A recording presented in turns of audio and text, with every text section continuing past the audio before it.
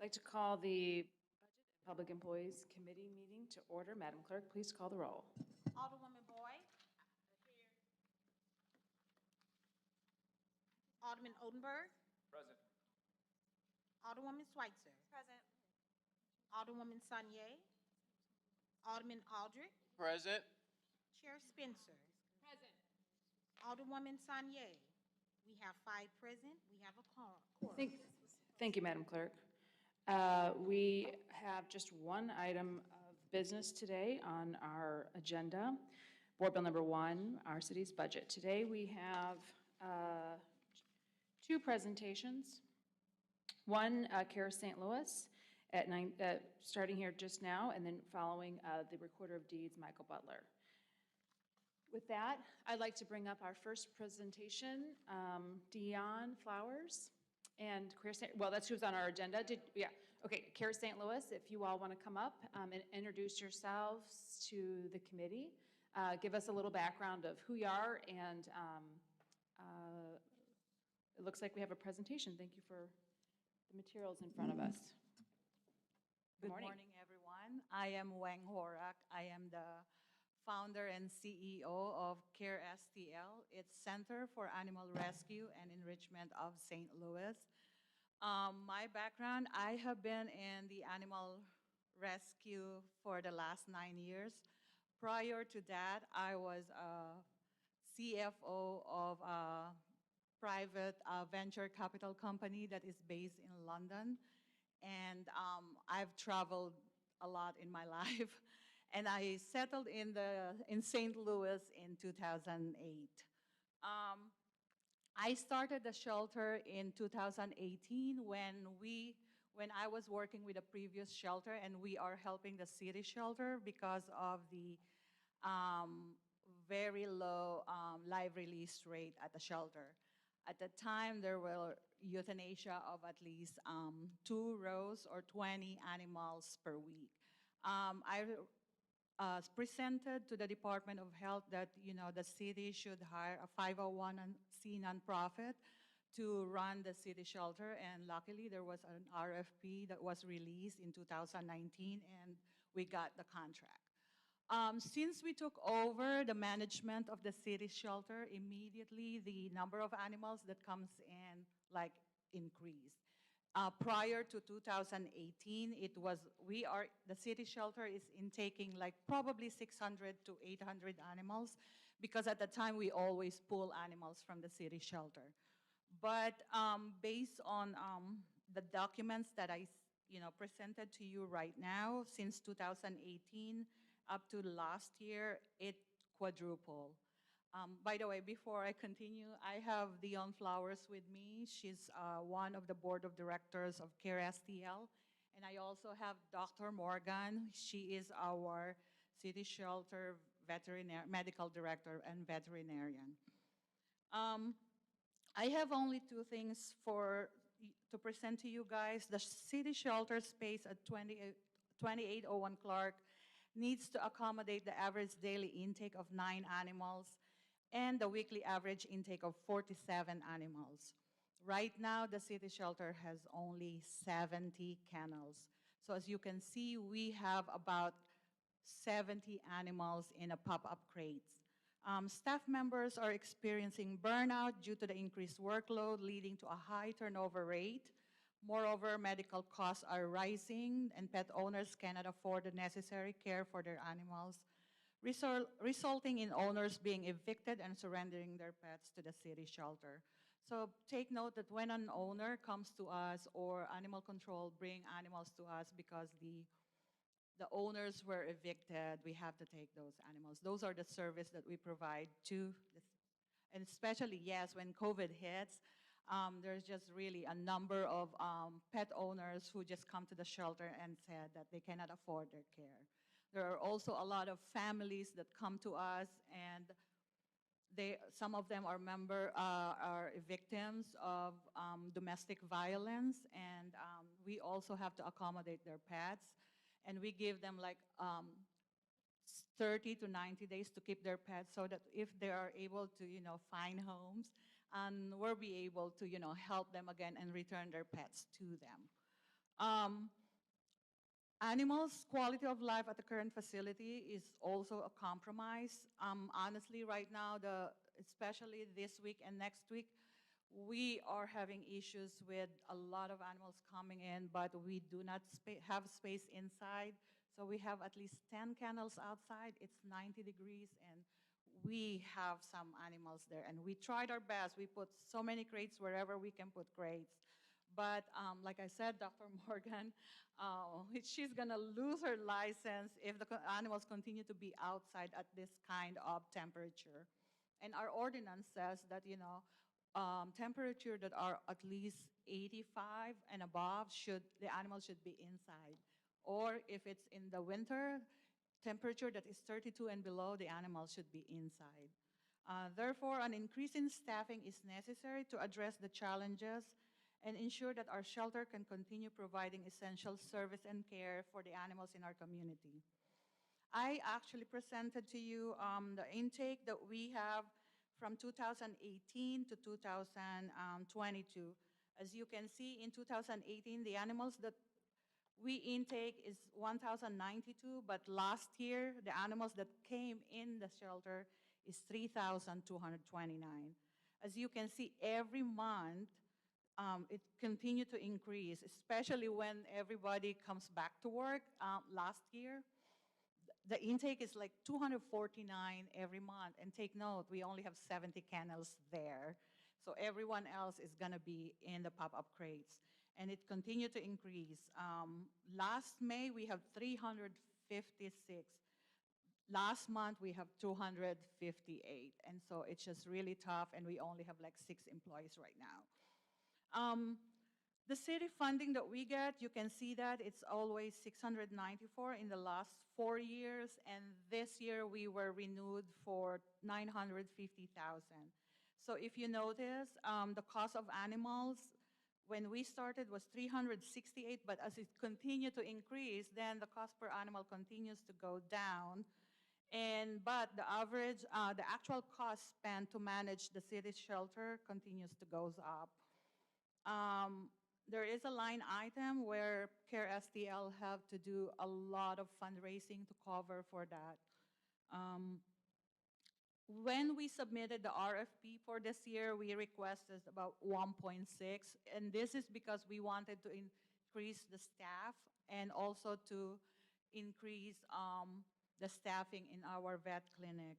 However, the approved budget for this year until next year is $950. So we have a $724,000 that we need to really work hard to, attain this year. Also, I want you to know the shelter space is only 8,500 square feet. It's very, very small to handle at least 200 animals every day. And like I said, the number of kennels, I actually cut some of them in half to make it at least 90 because we still comply with the Department of Health. However, the shelter has not been, done a maintenance in the last 13 years. So there are maintenance that needs to be done. We sent the maintenance request to the maintenance department 6 weeks ago because we were audited by the Department of Ag, and they are not happy with the conditions of the kennels as well as the floor at the shelter. And we send this to the maintenance department. Oh, 13 years, I'm sorry. 13 years, yes. We opened it at 2010. So I have 2 items that I hope you guys will consider, which is budget for the shelter and shelter space for the animals. We looked, when the mayor had her speech, we saw the workhouse as an option, so we recommend using the workhouse. We brought this concern last year with the Department of Health, and but when I had a meeting with Dr. Madi a month ago, she said that she was approved for only 30 kennels. That's not going to help because what we plan to do is to transfer Clark kennels into the workhouse. And we probably need at least 150 kennels with the way the number of animals is coming in right now. And if in case we transfer the facilities to the workhouse, the city will save at least $126,000 a year of lease, and we're hoping that that money can just go to the care of the animals. And also in the future, if that is the plan, there is additional cost that we are willing to partner with the city in terms of capital campaign if we are able to use the workhouse. I think that's it. If Dr. Morgan wants to add anything. If I could, just briefly, just for comprehensive understanding here. So the city of St. Louis has a function of having a animal shelter. Correct. Okay, and we own a building, and the city used to run the animal shelter. We don't own the building right now. Okay, so at some point, I think you said in 2018, the city of St. Louis issued an RFP to sort of have somebody else run the animal shelter. But prior to that, the city of St. Louis ran its own animal shelter, am I correct? Correct. Okay, and, okay. Okay, so the city has a function of having an animal shelter. In 2018, issued an RFP so that somebody else could run it. CARE St. Louis has won that RFP. The building you're currently located in is not a city-owned facility, is that right? It's not. Did you take over the lease that the city had? No. Oh, sorry, Dion, do you mind? Yeah, introduce yourself and then, I'm yeah. Dion Flowers. I'm the former alderman of the Second Ward. There's a month-to-month lease right now. We do not really have a lease. Okay. It's month-to-month, and that's $9,000 a month.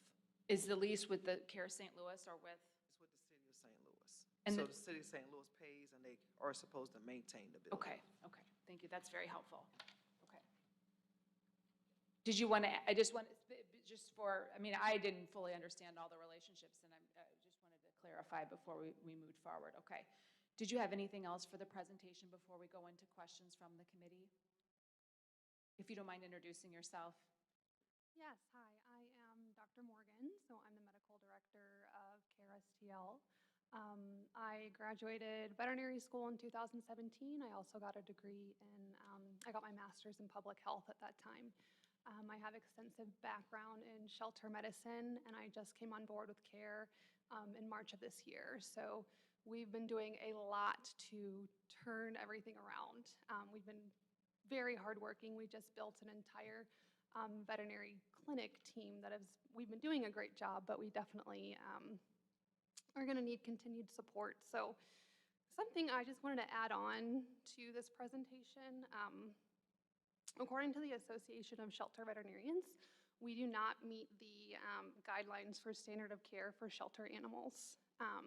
So even if we were to go to crazy levels and let's say like euthanize half our population, which is not an option in my opinion, we would still not be meeting the standard of care.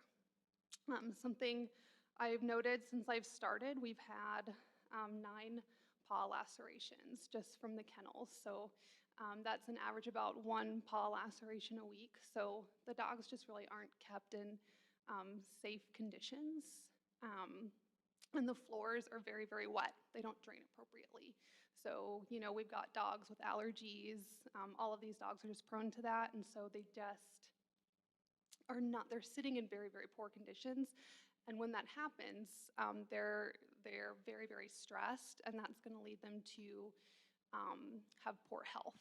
So all of these dogs are prone to getting a lot of diseases. You know, we absolutely have a vaccine protocol that we adhere to strictly, but a lot of these animals that owners are having to surrender or that we claim are getting really sick. So it's hard to, you know, take a dog from an owner and then say, oh, we're holding them in a place where we're returning your dog to you that's sicker than when they came in. Yes, and in addition, the dogs in the outside kennels is just absolutely unacceptable.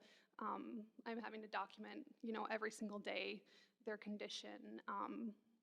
And a dog can, once they go into heat stroke, they can die within 90 minutes. So again, it's just not acceptable conditions for them to be in. And we are working very carefully to view every single dog's overall quality of life, right? So the shelter is not a sanctuary. Our goal is not to have long-term housing for dogs. So we are very, very carefully looking at the overall quality of life that dogs that have stayed there.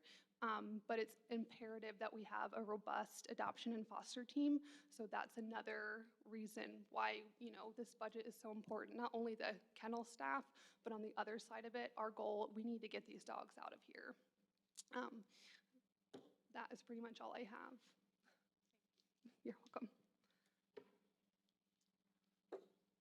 Morning. Again, my name is Deion Flowers. I'm the former alderman of the Second Ward, but I'm also the vice president on the board. And I do work there part-time. I started in September to help Wayne out because it was a clear staff problem. As you know, every industry is having issues with hiring.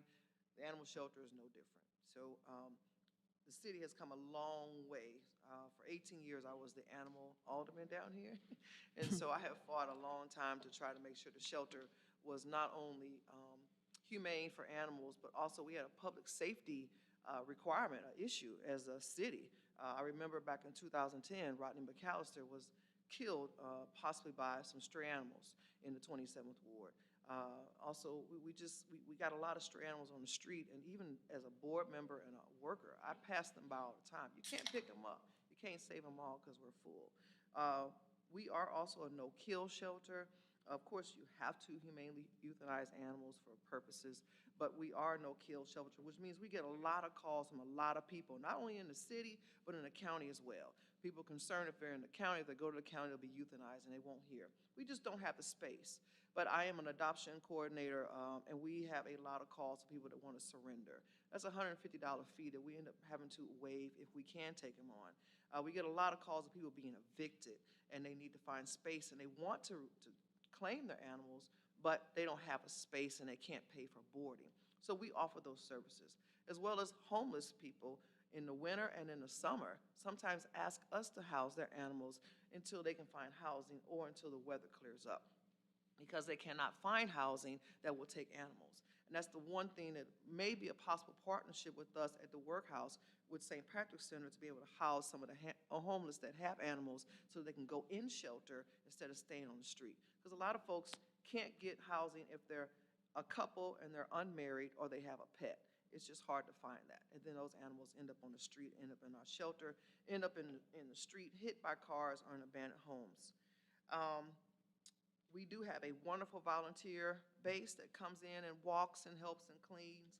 We put out our pleas. We have a wonderful foster program where we have over 100 and some animals in foster care. So when we put out our plea, if we have all these animals, people will come in and house them until they're adopted. And that is a wonderful program. And we do have a high rate of adoption. But if you're getting 27 animals in a day or 9 animals in a day, and we're adopting out 20 animals, it's just a revolving door. We do have a wonderful adoption program, but we're getting in, we have, what we didn't have in the past is that we have a pretty good animal control people that are out there working and are answering your service order requests and are answering your requests as aldermen for stray animals that are walking. So they're pulling them in, which before didn't happen. So thank goodness for the health department and getting hired animal control officers. But it is still a hard balance there to do. I think through the weeks, Wayne sent you all some packets which gives you breakdowns of how many animals come from your zip codes and your wards. I hope you got that and you look over that. I don't think we received that. We delivered it probably about 2 weeks ago, 2 or 3 weeks ago. You mean on paper? Yeah, it was in paper, as well as we emailed it too, right? We didn't email, okay, well, that was my fault. Yeah, but we did deliver them by paper. I don't know about I don't know. Yeah, I know you all just had gotten sworn in, but last year we kind of missed the ball by not getting before the budget committee last year. So this year we were ready to roll. So as soon as you all got sworn in, we were already plotting on you to make sure you got that information. But we knew you were inundated with a lot of things going on. But we can resend it via paper and email, but we did break it down per ward and per zip code. Also, again, the concerning part of the lease is we're month to month at this time. We can be kicked out at any time. We don't have a contract. If that landlord says, okay, I don't want to deal with you anymore, we're out. And then what do? We don't have anywhere to go. I think if we had the solution where she has responded to the imagined workhouse, it is a viable solution for us to go to save that money, to everyone be on the same campus, having the space. We were trying to get into Northwest School in Alderman Boyd's ward. The issue with the school board was us putting drains in the floor at the time. Dr. Adams just really wasn't working with us, and now that building has been sitting and deteriorating, and this is something that the Alderwoman wanted to happen because she is our other Alderman champion for the pets. But unfortunately, we couldn't get that through. So we're trying at that again. We're trying at every solution we can, as well as look into buying buildings to renovate, and it be a 5-year capital campaign. But that's all I had to say. I appreciate your time this morning. Thank you. Thank you. I'll turn it over to the committee for questions. Alderwoman Boyd. Thank you all for coming, and I am the Alderwoman dog person. So, a little story. I was on my way to therapy, and a car had ran into a utility pole, and this dog came up to me, and it was so heartbreaking because apparently the dog was in the car. And so I got the dog and I called the police, and the dog and I waited for the police. And of course, I called Dion like, okay, I need somebody to come get the dog. I can't leave the dog. So they did come get the dog. So I am very caring when it comes to animals because they're helpless. They're like babies. They can't take care of themselves. So I want to thank you, but I guess my question, and Dion and I have had this conversation several times, I just think it's a big communication breakdown with the city, with even Humane Society, Stray Rescue, Care St. Louis Health Animals, because especially on the weekend and evenings when people go home, nobody knows who to communicate with. And so the way the police department is strapped, trying to get through to them and having them understand the urgency of getting this animal is probably where we have to educate the police to make them understand. I do know with animal control, they have beefed up some of their staffing, but I think with this whole COVID piece, it has impacted our city as a whole. It's the families, the animals, the homeless, everybody has been impacted, and so now we're trying to get back to normal.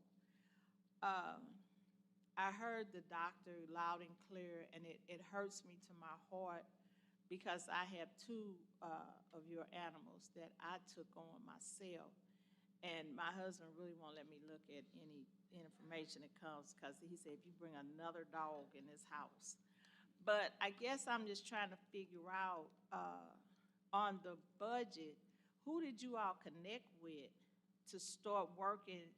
You know, because my thinking is when people do a budget, they would connect with who's ever working with them or will present. Who did you connect with to say, this is what we need, this was going on? It is the Department of Health. In the past, I have direct communication with Janine Arrighi, the former commissioner, and or in the past also with Melba Moore.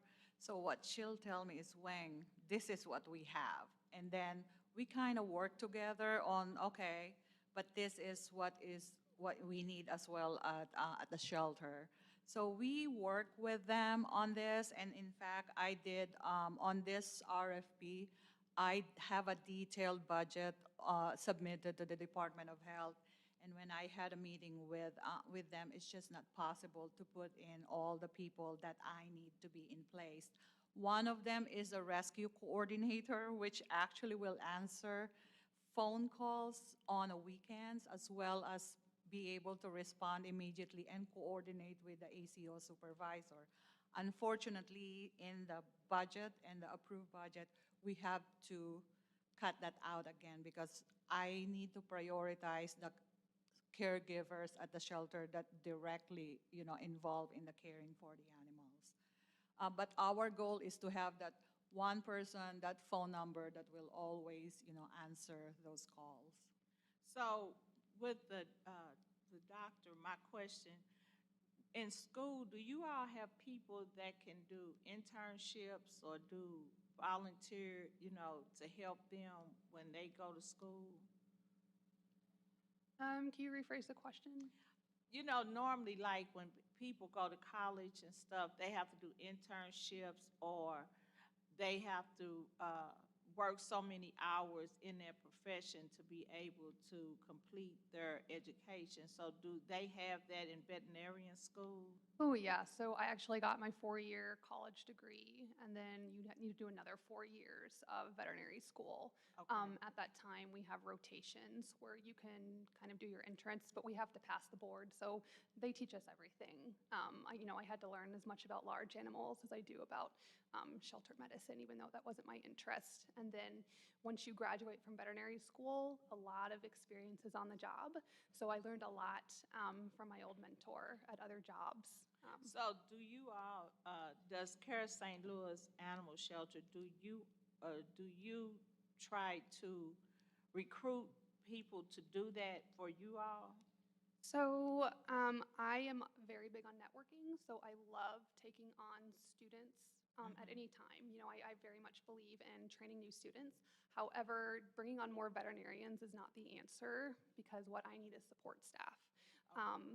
Really, and it doesn't make financial sense either, right? To pay a lot of veterinarians when what I need is a lot of technicians, and I train those technicians to be able to do so much on their own. So my team, I'm actually on call 24/7 for my team, and then I can answer pretty much any question, and they can triage and help sick animals at any time. Okay, so I might not be making myself clear. This is what I'm thinking. I'm going to school to be a veterinarian, and I have to give so many intern hours where I'm volunteering to work at a shelter or whatever. I'm not getting paid. That's part of me getting my degree. So do you all have you attracted any groups to come do that? So that would probably go through our volunteer coordinator. That wouldn't really, I have so much on my plate already. I We're would really love for you focused to on do the it. medical Right. aspect. And then, when you have people, some people say, oh yeah, I want to help the clinic. We have to spend a lot of time training those people up, and then it just ends up not being worth our time. So, Okay. So that's what I was wondering. Dr. Morgan runs the clinic, and so our clinic is fully staffed and is awesome, doing well. What we need caretakers, which is not a glamorous job. I mean, you're coming in, you're cleaning cat litter boxes, you're cleaning dogs that's been in their urine and their feces overnight, we need caretakers at this point and adoption coordinators. And like she said, rescue folks. I know when I was an alderman, on the weekends, the police were the only ones that could dispatch the 24-hour on-call ACO. And that probably is something you all can talk to the new chief about and how they're disseminating information, because we had an officer come to the office last week with some cats, and he didn't know that he could dispatch the ACOs after hours and on the weekends. It even didn't work all the time, but it is something that should be told to the officers so that they know that they can coordinate that. But what we need is caretakers and adoption coordinators, and we just had a job fair. We hired 7 people. They have to be trained. And so we have a flyer we're going to send to you all this afternoon. If you can disseminate that to your wards and to your constituents. What is the paying rate? What's the hourly rate? $13 an hour to start. But that's what we need. We need the real guys that's in there looking after the animals, assessing them, and what their issues are to better help them get adopted. Okay. And so, so how many do you have in foster at this point? I think you had said it was 100 and. Yes, I think today, as of today, it's about 186 animals in foster homes. Okay. And mostly dogs. And your shelter holds how many? 70, And you have how many? 150. Okay. And so right now, we're in violation of the health codes in regards to the care of our animals. Correct. Okay, and so that's dollars that needs to be spent to get us in regards to being in order for the health code. But you're saying if you can utilize the workhouse, that will solve the city's problem and your problem. Correct. Okay, and so do you all work with Humane Society and Stray and Rescue, or do you solo? We do. We Okay. work with them, and we always actually call so many rescue, including out-of-state rescue, to pull animals from us. But the problem is everyone is full, Right. so they can't. So I guess my question also, if you all have an ask, your ask is to go into the workhouse. Correct. To utilize that building that's been sitting empty for a couple of years now. And if we could possibly have an increase of possibly $50,000 to get us at $1 million? Okay, so, Staffing? so your ask is to increase the budget and Yes. then have the workhouse. So the benefit for the city is that it will save them $126,000. Only for this year, and in fact, next year, it will increase again. So, because the lease on the building keeps on increasing every Okay. year. So if you're not in the building right now, it's gonna increase a savings for the city of $126,000. So if you go into the workhouse, you don't pay rent or anything. So would you, because I do hear Stray and Rescue and Humane Society said they're overcrowded, so would you all be the site that you could take the overflow, or how would that work?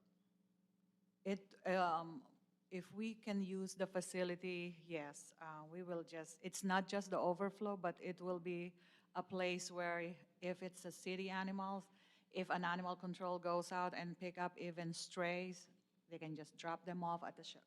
Instead of someone coming to the building to let them in, they'll have access to it. Yes. And then talk about the dangerous doghouse.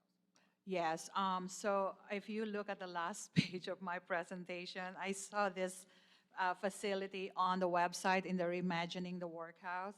I actually have the old building as going to be the dog building, but also we have a lot of, we have at least 50 animals that are confiscated and they are deemed dangerous. Oh, not yet deemed dangerous, but they are dangerous dogs.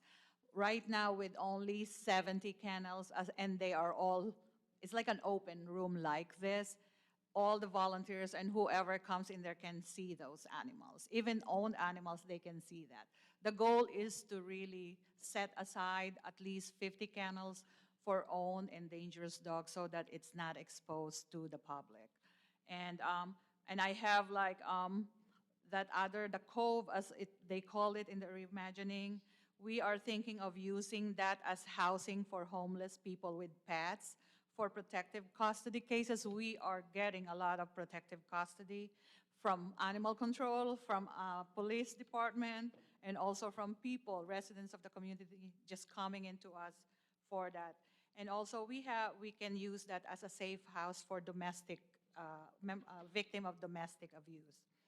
And then the big building, we are thinking of using it as a cat building. It will be a community center for everybody. We'll set aside, and we'll have, part of our strategic plan in the next 5 years is to also offer like vocational courses to the members of the community, like dog grooming or how to take care of animals, so they can at least get a job.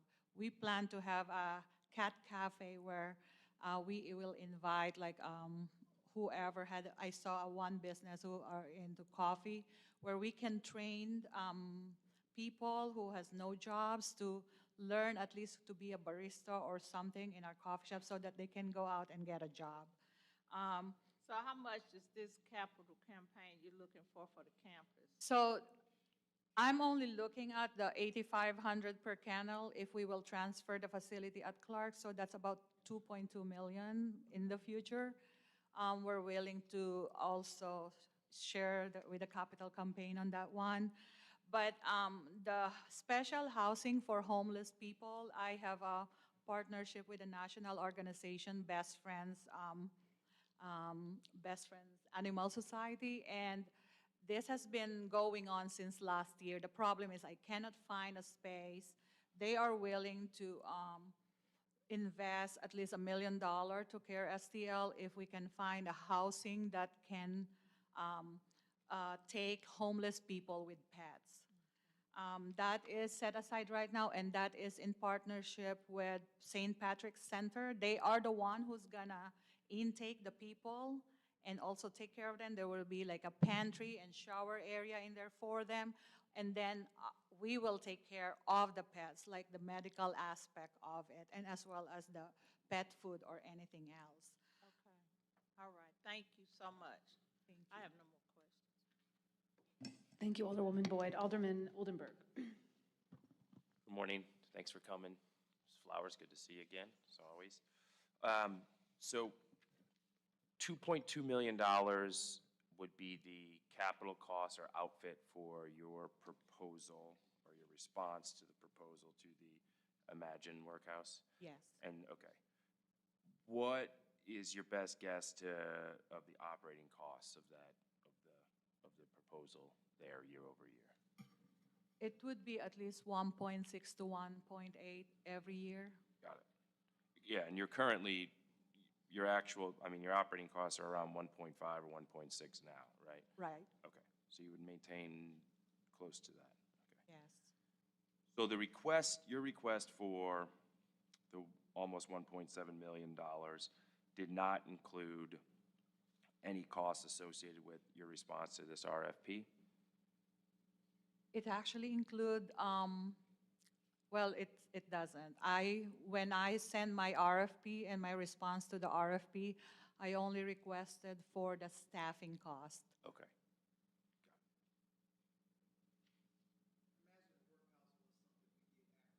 Yeah, sure. Yeah.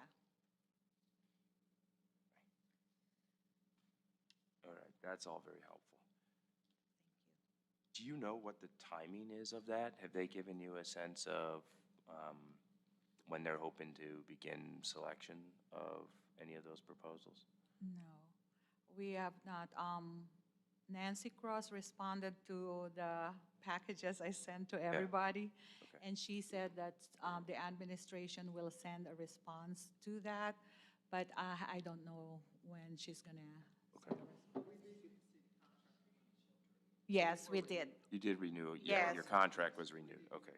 We got Okay. the renewal. I think it was submitted last week in the ENA. Okay, got it. All right, so that process will play out in the public way that RFPs do through the city.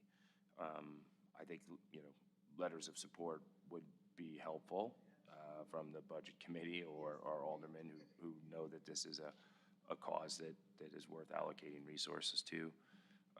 But it sounded like in the short term, an additional $50,000 for staffing would be incredibly helpful in this budget cycle. Yeah. And that would help you get the caretakers and the From the Department of Health. okay, So if you could make that shortfall to $1 million, it would help. understood. Yeah, But that was our short ask. okay. Great. Okay. I have nothing further. Thank you all so much. You, Alderwoman Schweitzer. Thank you so much. Thank you for being here. Appreciate your presentation.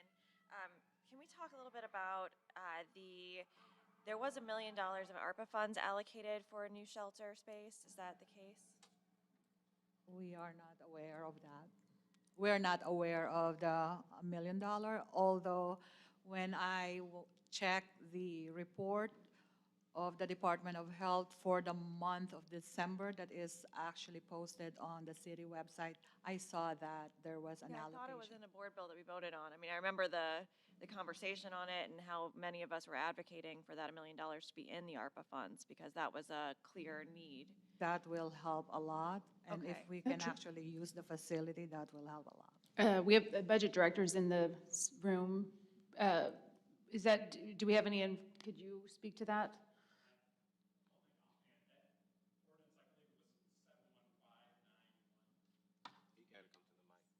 Yeah, do you mind coming up to the microphone, Mr. Payne? We're so sorry. I know you're joining us to be helpful. And so we're just going to call on I'll you pay to inform us. attention to the next time, what part of the meeting is. Yes, going yes, on. yes. Next time you'll stay far away from them, I'm sure. Watch on YouTube. Yeah, there was an item, animal care and control, I believe that's ordinance 71591 that had an allocation of $1 million. I mean, that was specifically for shelter space. I remember that. It wasn't just It just, for yeah, operating. the title of it says animal care and control, so Okay. whatever that. And Paul, when did that pass? When was that ordinance passed? What year? That I don't have in front of me. What was the, If I do have the other, It wasn't 184. It was after 184 or before? yeah, I don't. thank you. Sorry to put you on the hot seat. Yeah, we'll look into that. Yeah, so that obviously has to be encumbered by the end of 2024 and spent by the end of 2026. We'll make sure that we know how that piece figures in. In terms of the just capital needs of Care St. Louis, so you said that you need an additional, you want to get to 100 kennels. And right now you have 90 kennels. And how many dogs in crates? So it's 150, but right now we have about 70 in crates. 70 in And crates. also, I would say all offices have animals, All offices. all of our offices. Okay, and then, Yeah, sure, we want to increase. kennels, Kennels, yes. Right. And that doesn't include the cats, by the way. sure. Yeah, I've been to your facility, so I'm aware of how the different rooms look and how it all works. But, so for the kennel space, if you were to increase to that amount, does this space have even the room? So it's sort of like, that's what you want, but that's never going to happen in this site? Not you in have this now. site, yes. Okay. And then for the crates, you have a certain number of crates, and that's where the dogs are being injured? Not in the kennels? In the kennels, Okay, so, because we have a metal kennels. okay. And you want those ones, would you be wanting to buy similar kennels or new kennels and different, not lacerating? It will probably a different one, so that's why the cost is $8,500 per kennel. We will follow the recommended by sheltering management about proper kenneling. Right. Yeah, that's just an interesting conundrum with, Yes. the kennels are bigger but more dangerous for the dog. I mean, how does that work out? It's really hard right now, and Right.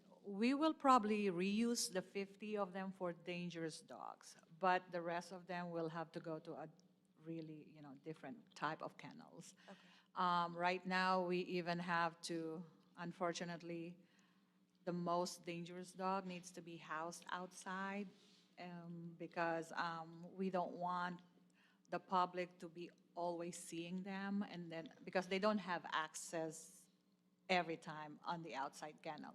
But then at the same time, we just, there's just no space to put them, because normally those dangerous dogs are also big. They will not fit in a crate.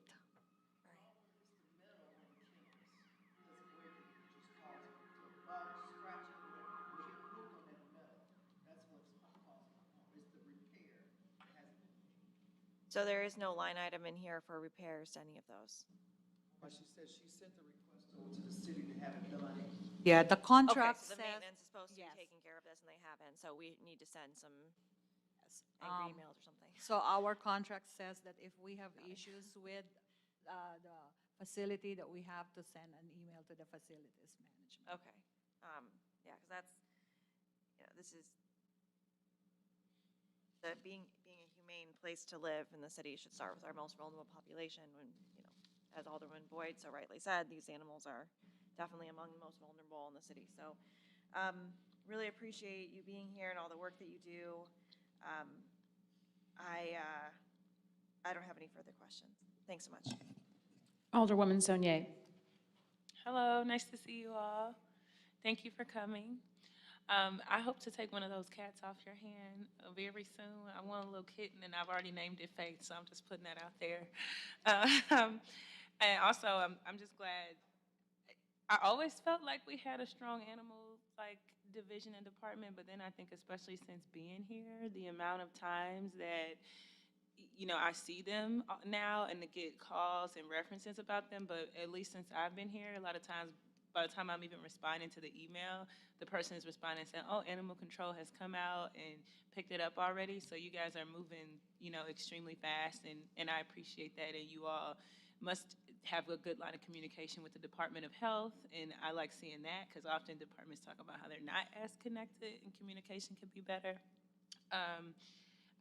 Alderwoman Ann really answered my question. I had questions about the kettles. And so was 30 kettles, was that chosen because that's what you have capacity for? I guess my question is, what do you have, if we were to be interested in figuring out how we can, obviously don't have capacity for 150 of them, how many do you think you may have capacity for? So when the 30 kennels came up, actually, we were not aware initially on that one. When we had a meeting with the Department of Health, our goal is to find a different facility so we can add more kennels. But what we didn't know is, thanks to Dr. Madi, she was able to get the approval to build 30 kennels at the workhouse. But the problem is because of the budget, we cannot put more staffing, and now we will have to manage another building, which will be the third building. So our goal, instead of using the 30 kennels, why can't we just build 100 kennels at the workhouse? That will help a lot. That means we will transfer all the Clark kennels into the facility. I think the 30 kennels was the response that Dr. Madi had for our overflow. I think at the time, Dr. Madi answered our asks for overflow because it was kind of cold, and so I think that's where the 30 kennel idea came from. It was just for overflow, I think. And I understand the reimagine the workhouse and wanting to go into that space. I guess my other concern is, I don't know the timeline on that, so I'm wondering, is there any other interim options or anything that we can potentially do in the interim until, because I imagine it's going to take a while. They're going to have to collect all the data, talk to everybody who, look at everybody's proposal or submission on how they want to use the space, put it all together, probably have a public hearing. I just imagine it's going to be a process. Do you guys have anything that we can do in the meantime to help outside of before that may be an option?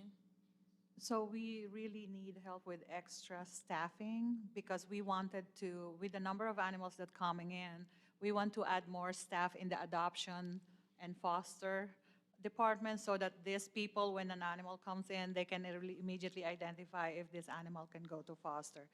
I really, really want to hire a rescue coordinator who will market all the animals that come into the shelter into another rescue. We had a good conversation with the animal control supervisor on that one because I raised my hand last week because there's really no space to put in. So I requested for at least 2 weeks of just taking in confiscation, injured, emergency, all those type of cases for us to be able to move animals out. And they did. They cannot promise that we can do that, but at least,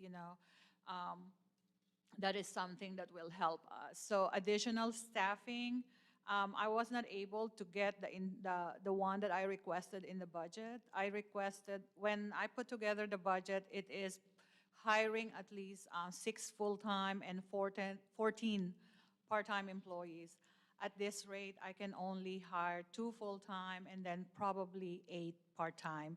And that's only for caregiver because I also need to follow the animal to staff ratio. And in the new ratio and based on the approved budget, my staff will have to walk at least 40 animals a day. So yes.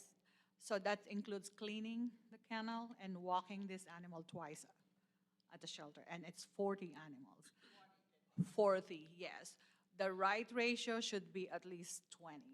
And so that means at least hiring more part-timers to come in the afternoon to start walking animals. And you said you have 2 full-time right now, and how many part-time? Additional full-time that I am planning. Right now, we only have 6 full-time, and then about 3 part-time that cleans the kennels.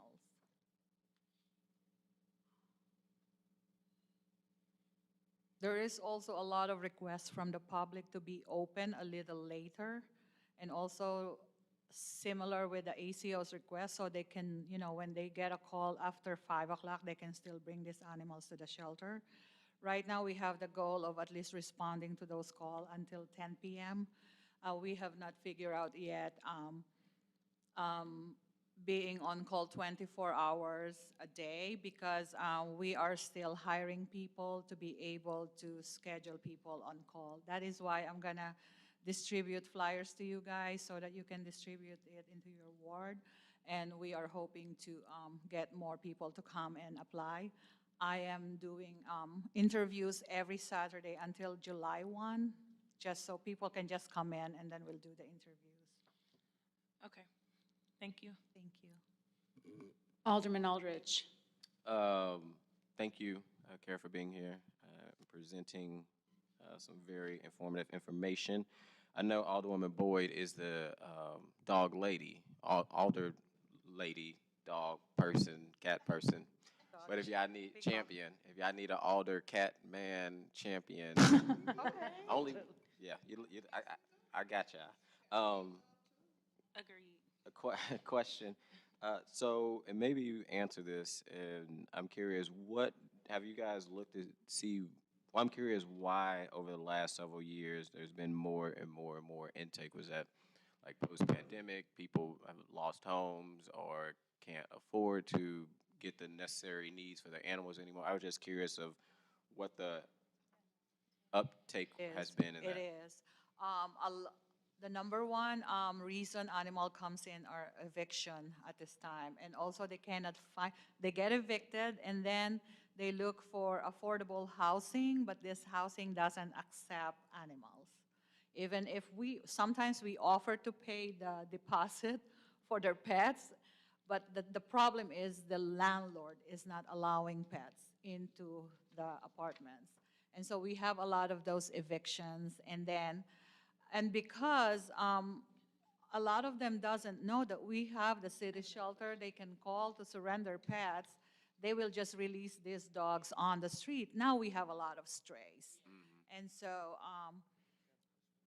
yeah, and so we're pushing, yeah, we want to push spay and neuter, and that's why actually we've been doing community clinic in Alderwoman's Boyd.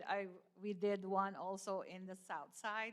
But this is actually an option for you guys to put together. What I'm thinking, which I discussed with Dion, is attend to your neighborhood meeting so that we can tell them that I do want to have a neighborhood and pet ambassador. So this person that you will identify in your neighborhood, the community in that neighborhood can reach out to that ambassador, and that ambassador will call CARE STL for the needs.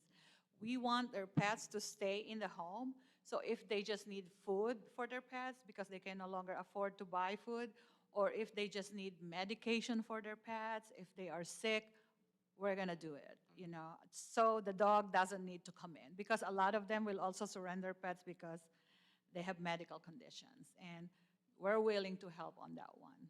Thank you. And then you probably also answered this. How many staff members do you have? Right now, I have about 14 at the shelter. 14? Yeah, 14 that takes care of the animal. But we are open 7 days a week from 8 o'clock to 8 p.m. So. And ideally, how many staff would you want to be able to run a full At shift? least for the shelter alone, we need at least 20. And then on the adoption side, we need at least 6. Right now, a lot of. Was that 20 additional 20 or 20 total for this 20 shelter? total. So Okay. I am hiring at least 8 part-time and 2 full-time just to add in.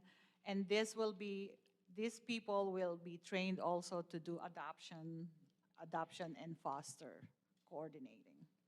Gotcha. Okay, that's all the questions I have. Thank you so much. Thank you. I know Alderwoman Sonier had a follow-up question, so I want to give some space for that.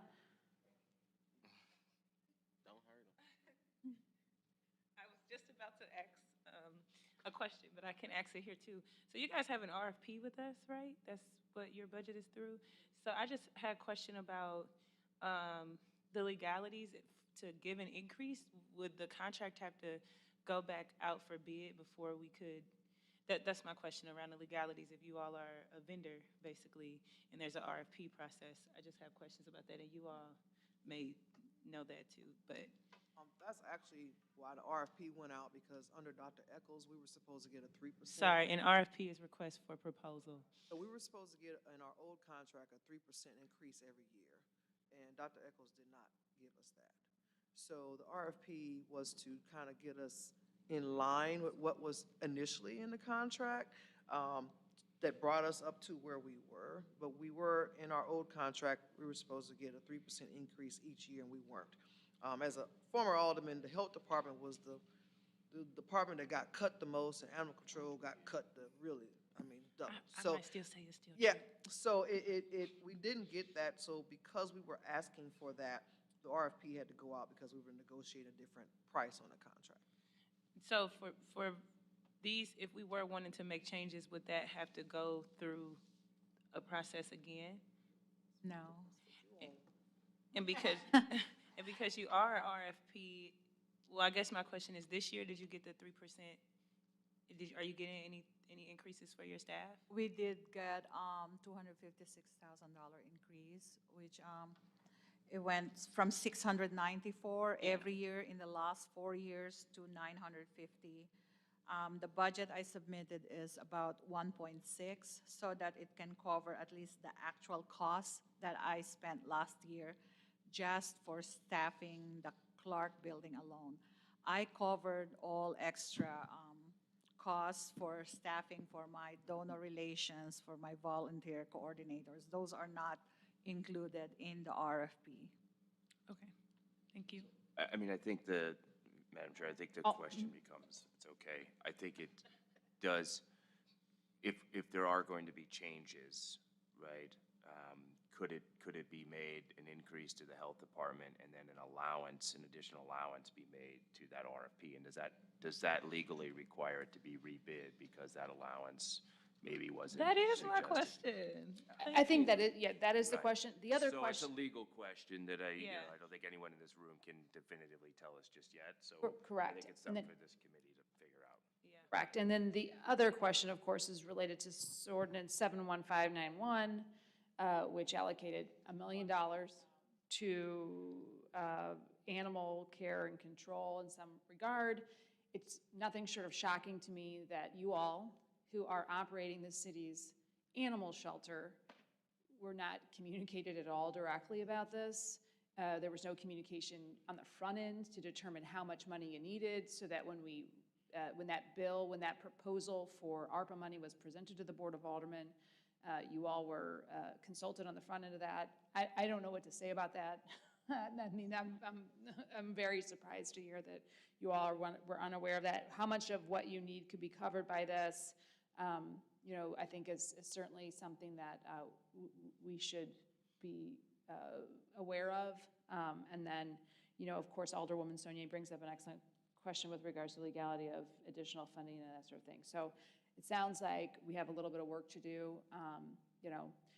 As we all know, we're kind of put in an unfortunate position here at the Board of Aldermen to be presented a budget and have to parse through it within just a couple of weeks. There are so many facets of city government and so many functions that are funded through the $1.3 billion budget that it's nearly impossible to, but certainly the fact that you all run our city animal shelter is an incredibly important function. We do rely on you to be able to house animals in our community that don't have a house, don't have a home, don't have a forever home at least yet. So we really thank you for that. If you could follow up with that information via email related to the animals that are coming from our wards, I think we, at the very least, this committee will request that the health department and the administration communicate with you all, or communicate with us as well, about the intentions of the ARPA funds. And then we will need to do some homework and find out some answers about the legality of making sure that any additional funds that we are able to find would be able to go to you directly. Okay. And then, sure, go ahead, Alderwoman. I'm just curious, again, I'm going back to the $1 million. And so I'm just curious, who gets it? Where is it? So we can make sure it goes to the right, area. I think this is the first time they're hearing about the $1 million. That's what I'm saying. So that's what we want to ask about, since Paul Payne gave us the ordinance and stuff, so that's some research we need to do to find out, okay, where is this $1 million at? Because it seems that they got the $1 million, it would help with the 50,000, am I right? Certainly it would help.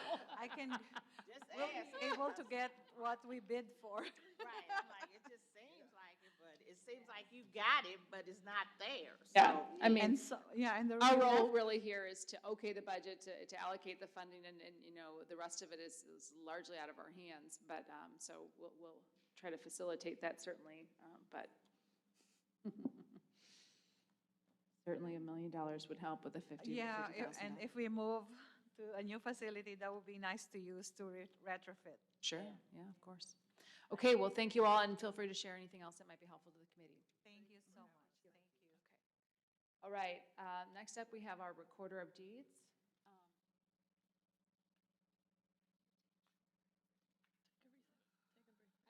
I'm going to ask, while you all sign up, get signed in, I'm going to ask for a 3-minute recess.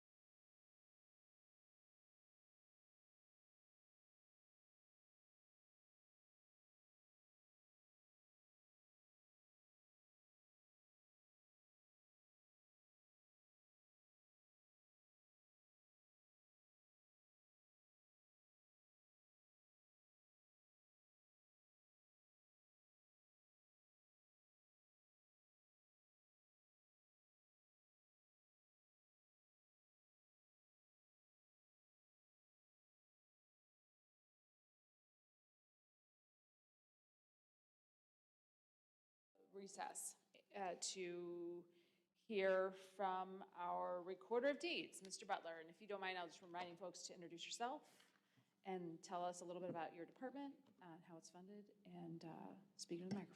Thank you. This is on. Awesome. I am Michael Butler, Recorder of Deeds for the City of St. Louis. Need anything more than that? No. So I want to thank you, Alderman Kara Spencer, for inviting me to present at the Budget and Public Employees Committee. And of course, thank you to all the other members of the committee for your presence and your service. I also want to recognize my staff in the office from the Recorder of Deeds offices here. If you guys haven't met them before, we have with us our Deputy Recorder, Lucinda Frazier, is here. Our Human Resource Manager, Tim Person, is here. Our Information Systems Administrator, Glenn Bates, and our Technical Support Specialist, Information Systems Manager, Stephen Webb. And I would be remiss, too, if I didn't thank the Budget Director for being here, too. You've been such help over the years. Thank you so much for all your help, and their staff for all the work that they do in their office to make things easy for all of us throughout this process. The Recorder of Deeds office is responsible for vital records keeping services to the public. The documents in our office touch virtually every resident in the city and their lives, and the most important moments in our citizens' lives intersect directly with our office. Our office is unique in that it's the only place in the state of Missouri where you can receive a birth record, marriage, death, land, and historical records all in one place, and with a single visit and from the same location. We are committed to providing our citizens with engaging, innovative, and user-focused services. Also, as keepers of history, we maintain nearly 250 years worth of history concerning the people and the properties of St. Louis, Missouri.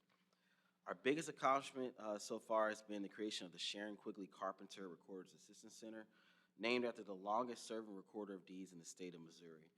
And our new Recorder's Assistance Center, or we like to call it a RAC, you may hear me say RAC for short during this presentation, it centralizes all of our retail services to our customers. And this means all of those that birth, marriage, death, and land records and historical records, all in one room that is new and innovative and looks more like a Sprint store than, in a sense, a government office. Moreover, we've increased our hours of operation and made the office more accessible with technology.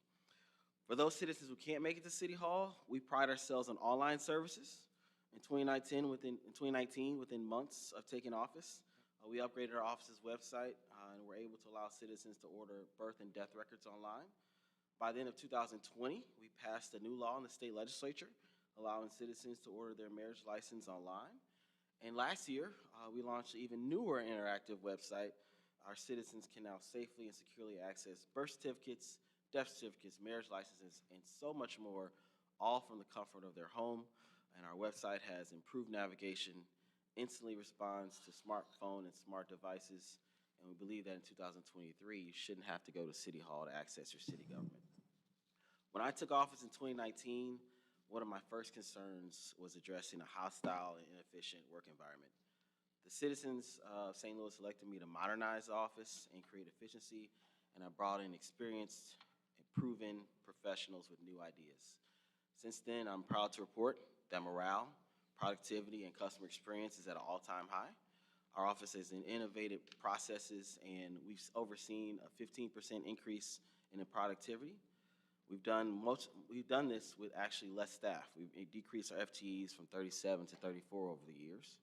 And we are now generating more money into the general fund than we spend, having increased our annual revenue by $464,000 on average since FY20.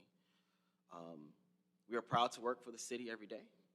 Thank you again for allowing me to present to this committee, and I'm available for any questions that you have at this time. Thank you, Mr. Butler. Since we are considering the budget here, we're just curious if you had any of the budget figures that you could share with us. I mean, and I know you distributed some information about some activities that you have planned, or had planned, I should say, that happened this year. Yes. Within the office. These are in the passed, it seems like, but do you have any budget information for us about the income, the revenue generated? It looks like we have from our line item detail, the department has an annual budget this year of 3.2 million? Yes. Okay. Did you have any of the budget figures that you could share with us? Yes, I can. And I apologize. I thought you guys had that information already. You guys, We do in our book, yes. Okay, Usually good. we kind of go through the budget of a department, is kind of Okay. how we're, yes. all right, are you looking for, our revenue, our expected revenue this year is $3.225 million. What was that? Excuse me, I didn't see that. $3.2 million For the revenue? for revenue, Okay. yes. And that's what we've got budgeted for your expenditures, correct? 3.2 million, so it looks like money in, money out. Correct. Okay, That is correct. okay. So our salaries have stayed similarly flat. So in '21, we had about 1.9 million in actual salary figures. In this year, we've got a proposed budget of about 2 million, 2.015, so $2,015,000. Our biggest increase, as you guys have probably seen, it comes from, I feel sorry for the budget office and budget director, from employment retirement plan and medical insurance are our hugest increases for over the years. We went from about 218,000 in '21 to 298,000, so about $80,000 increase. And employment retirement has increased just even over 30,000 from last year, and from about $147,000 to $343,000 this year, so about a $60,000 increase. We have, I want to, if I can direct you guys to office services down on our contractual and other services, our biggest line item in our budget is $270,000 for office services. That covers all of our software, well, half of it is about our software payments to a software company called Fiddler that we contract with to do all that's been a 30-year contract, do all of from our in-house to our external software services, but also our payments to the Department of Health and Senior Services, some payments to them where our partnership with them for birth records, we pay the state to access the birth records on a certain rate, and then we charge citizens and customers for that access in order to generate revenue for the city. With that, we're about flat on our budget this year. Okay, thank you for that. I'll turn it over to the committee for questions. Alderwoman Boyd? Thank you, Mr. Butler. The question that I had was, on office supplies, it was 25,000, then it jumped to 32. Yes, ma'am. Was it the cost of the product or? So office supplies here on, I think the first thing we've added, so from when you're looking at it at the bottom here, I'm trying to think of the difference between our internal services and our office supplies line item. Can I answer that question first by talking about internal services? So if you see, we have actuals on internal services here, which we were over every year for the budget, and we had a budget drop only 500. A lot of that had to do with our phone services and internal mail services. For office supplies, that is varied throughout the year. You see, for our actual from 21, it went from 21,000 in FY22 went to 10,000. We've increased it to 32,000 this year, I think, to cover some of the expenses that normally would be in internal services and or communication services. So I wish I could give you a better answer on that on why our office. There's not been an increase in office supplies. I think we definitely seen an increase in paper costs, as well as an increase in paper costs. What was the other one? And we ordered a new printer, but other than that, nothing too crazy. Nothing too crazy. Okay. And so you did go over the internal services? Yes. How Yeah. that was an increase, right? Okay, so those was the two things that I had looked at.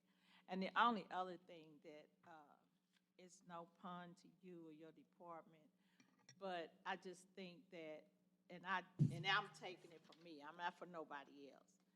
You have events, and I don't know nothing about these events till after the fact. So I just think that's something I think your department can do better on, communicating to I would let agree. people know. The Asian American event. The only way I knew, I happened to be here late, and I heard all this noise, and I was like, what are they doing? I was like, another event I didn't even know about. So I'm just asking, in the future, when you all have things, if you could let us know, because we would like to support you all. Absolutely, absolutely. And that's I'm- all I have, sir. Thank you. Right. Okay. So I guess I'm chairing now. Yeah. Alderwoman Schweitzer, do you have anything? Thank you so much. I see that you have 3 less positions requested this year than last. Is that it's? I can see that it's for. Are you talking to the mic? Am I not? Well, I don't want to get too close because then it makes that awful popping sound. I think I see 3 less positions requested this year than last year, and it looks like that is recorder, clerk 3, recorder, cashier representative, just positions that you haven't been able to fill and you're cutting or? No, so, as the city has improved its, how can I say, its internal systems, how can I say, those positions have been unavailable to us for a couple years now. And I think the system is catching up on that. We are 1 position down from 2 years ago, but quite frankly, if your question is, we've reduced our office from 37 FTEs to 34 over the past 4 years, and those are the correct positions that we've reduced. Okay. Yes, but that's right. This document does show that we had says 3 this 37 possibly occupied positions in FY23. We never had more than 34 employees last year. So it's just reflecting what's accurate Correct. for what you have. That is Okay. correct. Let me see if I had any other, I see 60,000 marriage licenses expected this year as opposed to 93 for less people getting married? Think Less so. there? Okay. you go. You said 60,000? Yeah, so in the revenue estimates page, marriage licenses it says $93,000 revised estimate for fiscal year '23, and then the official estimate for '24 was 60,000. I got you. $60,000. So Yes, there's okay. just a I lot thought you less. said 60,000 marriage licenses. I was like, And oh, that that would be crazy. would have No, been a lot. I meant dollars. Yes. In marriage licenses, Yes. 93,000 to 60,000. Is Yeah. that just less people? What do you? Just a few less. So we predicted so in FY22, we had about 2,900 marriage licenses. We're predicting about 2,414. So yeah, it seems to be slowing. Our land records and our our death records are increasing a little bit, unfortunately. But yeah, it slowed by quite a bit since the end of COVID. I think we had a bump after COVID, and that's what it seems to be, and that's kind of leveling back out. Well, I got married last year, and I used your office's services, and it was great. I had a great experience. We enjoyed it. Everyone was very nice and congratulatory. So please thank your staff for me for making the experience so great. Thank you, Alderwoman. Those are all my Will do. questions. Will do. Alderwoman Saunier. I really don't have any specific questions. I would just maybe like to hear a little bit more about your Recorder Assurance Center. Awesome. Yes. So our Recorder Assistance Center is based in room 127. It has been, customers have loved it. It has been raved by a lot of folks, the fact that you can go to that office and get everything all at once. Also, it's very comfy.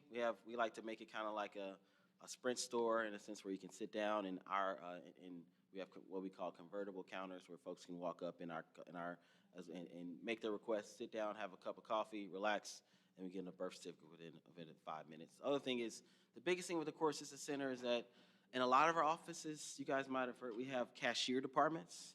We separated the cash from the actual service to where, in our office at least, you had to order a service, walk over into the cashier department and pay for it, and then walk back over to where you order the service and actually receive that service. We've done away with that. We've actually bonded our employees that are in the Court Assistance Center so they can handle transactions and folks don't have to go into another room in order to pay. And that's probably been the biggest improvement in service that we've had. Thank you. Thank you. Thank you, Alderwoman. Alderman Aldrich. Thank you, Madam Chair and members of the board. Thank you, Mr. Recorder, for being here and your staff as well. Thank you all. I don't have any questions, more of a comment, very similar to when Collector of Revenue was in, these county offices. It's unique in St. Louis that we have like these county city offices. And coming from Jeff City, learning how antiquated city government is, one thing I appreciate about what you've done with the office is really brought it up to the 21st century. I think you and the leadership team has thought outside the box of how to make the recorder's office more accessible to the people. I know since you got in, that was one of the first things you said you was going to do as the youngest elected official in City Hall, at least in the citywide offices. Got it. And you've done it. If it's been, like you say, the Sharon Carpenter's office, paying homage to her, I think the first recorder, and making it where people can come in and get access, but don't have to go through this antiquated process to be able to get the documents they need. I like more the idea of a Verizon store than Sprint store, but whatever, whichever one. But I do really want to commend you on that, and I know there's probably better ways that we can communicate. If there's any events in the future going on, I don't mind being the liaison to let my colleagues know about it. But I think these events that you've been hosting for several years now it may be a little outside the scope of the recorder, but recorder office is about preserving the history of our city, and what you're doing with acknowledging a lot of cultures that are in our city and uplifting them and uplifting the people that are doing the work to make sure that those histories aren't erased, I think is just another level of, I think, intentionality that people don't always maybe expect out of an office. So I just appreciate what you're doing and what your team is doing, and whatever way I could be a help, please let me know. Thank you. Thank you for all your help over the years, too, as well. Thank you. If I would mention about our cultural events as well, our Heritage Month events, they don't come from the general fund at all. The payment, the budget for those events actually come from our technology, preservation, and miscellaneous account. A small portion of each of our customers' payments, most of it goes to the general revenue fund. A small portion goes to a separate account for us to improve the office, as well as use it for expenses in the office. So about $1 a transaction goes to a separate fund in the treasurer's office that we are able to use. All of our improvements to our office, the Recorder Assistance Center, was not paid through the general revenue fund. It was paid through the saving up of that fund, similar to how Alderman would do with the capital improvement fund you guys had in your wards, as well as those events are paid for through a separate fund through the county offices, through the treasurer's office. Any other questions? Thank you, Mr. Recorder. Do we have any other questions from the committee? Okay, so thank you. We really appreciate, I know that you're a county office, and so operate a little bit outside of the city government, but as our matter of due diligence for the Budget and Public Employees Committee, we appreciate you coming before us and sharing your budget with us.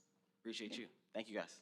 You have a nice. With that, we had two other orders of business which were on the public agenda, but not on the agenda before us here this morning. Board Bill 47 and Resolution, I believe, 23. With that being said, I think we need to make sure that we hear Board Bill 47 today if possible. Respectfully, the budget director's here today to speak on that. So we're recognizing we may need a small recess to accommodate somebody from personnel to come before us. So with that, I think what we'll do is recess until about, do we have an estimated time of arrival? No, I mean, really, these were two issues that were requested by the personnel department, and so I would appreciate somebody from personnel attending. So with that, I think what we'll do is take a short recess until hopefully 11:30. I'm without any insight here. We'll reconvene at 11:30.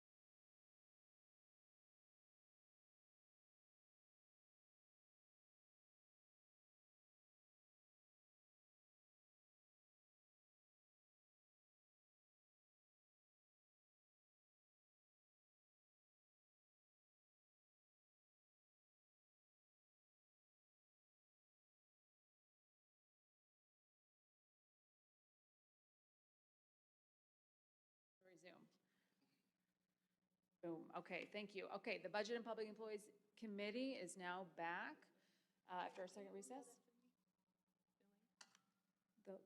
Yes, okay. We are going to be taking up Board Bill 47 here in just a moment.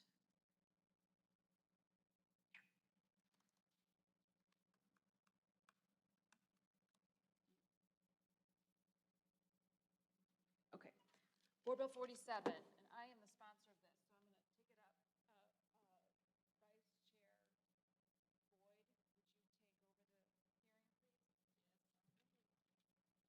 you take over the hearing, please? You just sent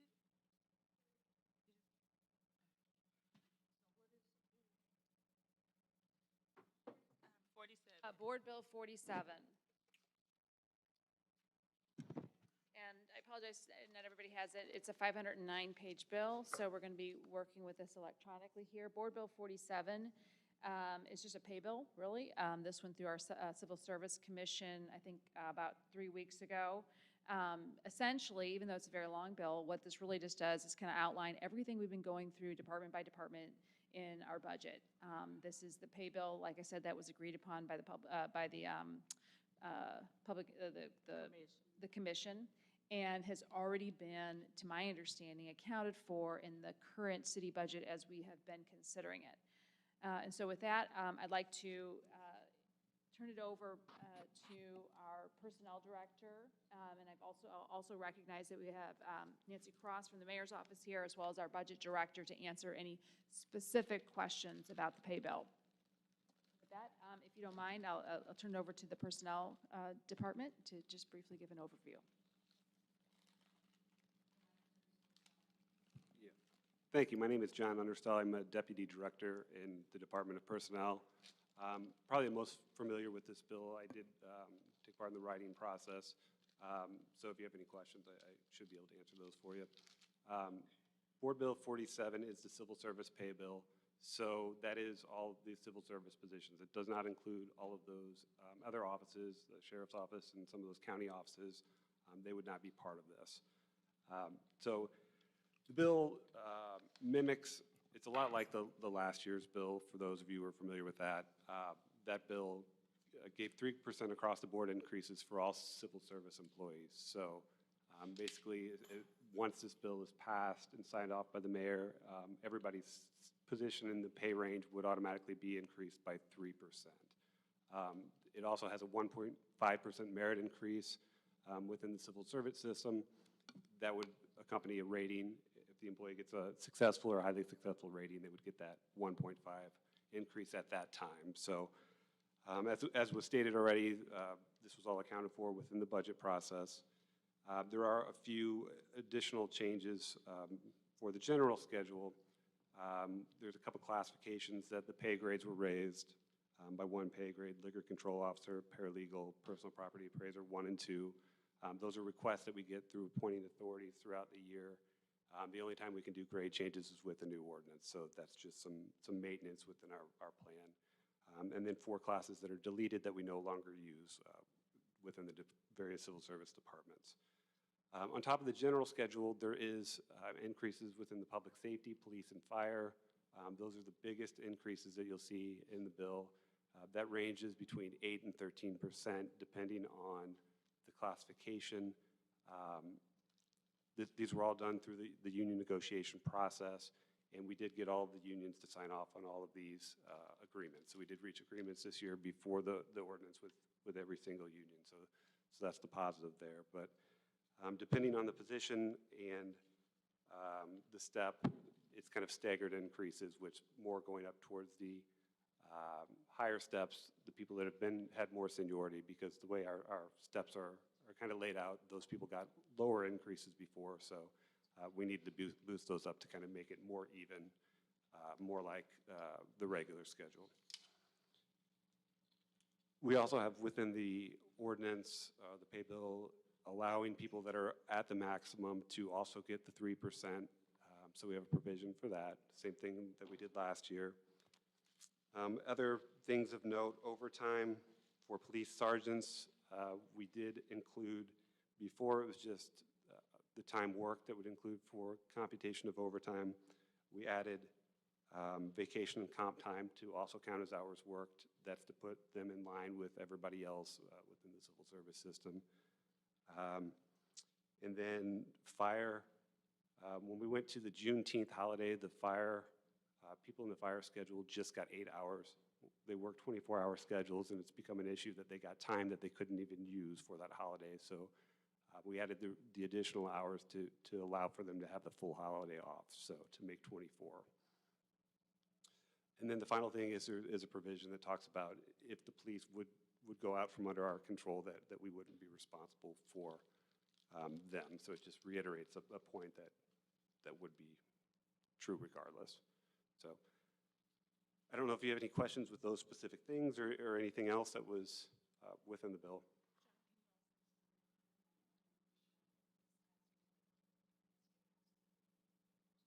Sure. So the way we wrote this bill was June 18th is when our last, that'll be our first pay period in the new fiscal year. So if we can get this through by then, and the mayor signs it within that first pay period, then this would be a timely bill. So the provision's in there to allow for it to be signed within the actual first pay period to make sure that we do get this in time, and hopefully there's no delays through the process here. John, just to clarify, in order to make that happen, this has to get through committee this week, second read at the Board of Aldermen, and then we'll have to suspend the rules the following week to make sure we get this passed into the mayor's office. Excuse me? By July 1st or before ENA? This was already considered by the Civil Service Commission, so we need to get this through committee this week, put it before the full board on Friday for second reading, and then the following week we will hopefully, if the board considers this well, not only perfect it, but third read and final passage so that we can get it passed into the mayor's office and signed by the mayor before the end of that pay period that starts on June 18th. Got it. Explaining the timing here and why we're considering this here this morning and trying to get this through. So we're prepared. Okay. With that, I'll also invite Budget Director Paul Payne to speak on the fiscal impact as it relates to the current budget.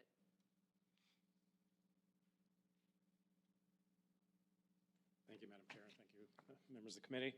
I do have, if you don't have copies, I brought the cost estimates related to the pay bill that I could leave with you. Thank you, Paul.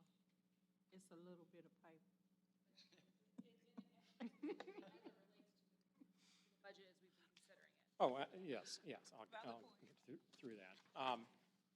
So what you have before you, and as you recall from the budget presentation, I mentioned the largest increase that you have in the proposed budget is the pay bill itself. And as Mr. Understall just discussed, there's a number of provisions in it. The non-uniform regular employees are allocated a 3% across-the-board increase starting at the beginning of the fiscal year. And then we have a merit increase that is proposed at 1.5%, which is similar to what we had this current fiscal year, and that's awarded on the anniversary date of an employee's date of hire. Now, specifically, that one, which is, and I've broken this out between general funds, special funds, and then total. You'll know we don't typically budget for the 1.5 simply because it's a partial year, and if you work out 1.5%, that becomes less than 1%, and so we expect departments can usually operate around that. But we do have in the budgets each year, and you'll see in your line item TO personnel schedules, an amount allocated for the 3%. Now, with police and fire uniform, as was discussed, that's a bigger increase. That was an 8 to 13% increase in the pay matrix, and that's estimated respectively at $9.7 million and $5.5 million, respectively, between the police and fire uniform departments. And also associated with that, because this is a significant increase more than it would be in a regular year, we've also allocated an estimate for the impact on the pension systems for both police and fire. And that's an item that was included in the use tax budget specifically. You'll see that, and that was at $2.65 million for police and $675,000 for fire. So the total estimated cost associated with that would be $26.4 million in the civil service pay bill that you have before you. Now, also was mentioned was that there will be separate bills for different elected officials that are not covered by this pay plan. Now, typically, although not always, but typically we usually advise that they follow the pattern of the civil service pay bill. So the numbers I've got on here would be those numbers if they are at the same rate as everyone else. So you see the non-uniform regular employees at 3%, an allowance of 1.5% for the merit, and then, of course, Circuit Court already submitted their budget with the amounts in there, and so that was 4.5%. So that was another 2.1 million. So overall, if both general funds, special funds, civil service, non-civil service, all funds would be about $28.5 million. And again, in the budget, it was 25.4 simply because I didn't count the courts because they were already in the base budget, and we don't budget for the merit. But other than that, everything else is in the proposed budget you have before you. And that's pretty much the summary of all the costs associated with the plan. Is that it, sponsor? So are we ready for questions? Okay, so we're ready for questions. Madam Vice Chair, I'm happy to take questions or welcome anybody else to answer questions about the bill. Okay. Alderwoman Switzer. Thank you so much. You know, I've had some folks in my ward who aren't represented by a union reach out and wonder about their jobs and you know, whether they're able to move up into different classifications and how that process works if they're not represented by a union. So I would just love to hear more about how I should advise folks, you know, who I should help to talk to, how that works. I'll invite the personnel department to come up and speak to that.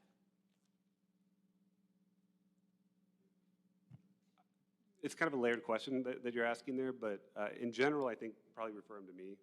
If there's any classification, pay issues, that would be under me. And we do field questions a lot from employees, but certainly refer them to me. Then we can, anything that touches this ordinance, refer them to me and I can help them. And how many employees in the city of St. Louis are represented percentage-wise by a union and how many aren't? That I do not know. I mean, we have a lot of unions, but you know, it's still a good portion that are not represented, which is why we were really the last 2 years kind of moving towards this across the board format that we hadn't done for 20 years to make sure that those employees are getting increases as well. I do think long-term we'll be looking at the structure of our ordinance and the structure of those matrices as well. But yeah, I mean, the 3% on top of just the merit gets people money quicker and raises up those minimums to try to be more competitive. Can you talk a little bit about the pay increases, especially for folks who've been here for a while? You know, their increase has gone up, their pay has gone up, but when new folks come in and are hired at a higher amount than they were when they came in, and how long it takes to catch up, I think, you know, how does that work with in this bill or when you've been in negotiations in terms of making sure folks don't have to be here for 30 years before they're at the top of the pay or you know, that kind of. So there's mechanisms within the ordinance for appointing authorities to address those situations through request to the Director of Personnel. So if we have a long-term employee who, you know, doesn't feel like they're keeping up and is looking for other jobs and there's threat of losing them, we have retention rates that we can establish. And within the negotiation process, we've done that in some of our classes to make sure those people at those higher rates or those higher years of service aren't compressed with those people coming in. So we are trying to address those issues. I do think it will be addressing them for a while because we've had so much compression. But yeah, we can do those through individual requests when appointing authorities ask those to be looked at. Okay, so again, send people to you. Yeah, okay. Yeah, you can always send people to me. Sounds good. Then let's see. So reading in here, there seems to be a lot about retention incentives and bonuses that people can give their departments. Is that all relatively new? No, the only changes you might see highlighted in there with the bonuses is kind of changing the terminology of the word bonus. We want to look at those as incentives because this is not, you know, you get into some state statute violations when you talk about retroactive pay and bonuses. So we want those to be incentive programs that we establish in advance to give people compensation for doing additional things or having additional certifications. So that was kind of a cleanup on my part to make that language a little better, because when you see bonus, you think, oh, this is some sort of payment that's coming out. You know, we don't want to have anything harken back to that retroactive pay. Got it.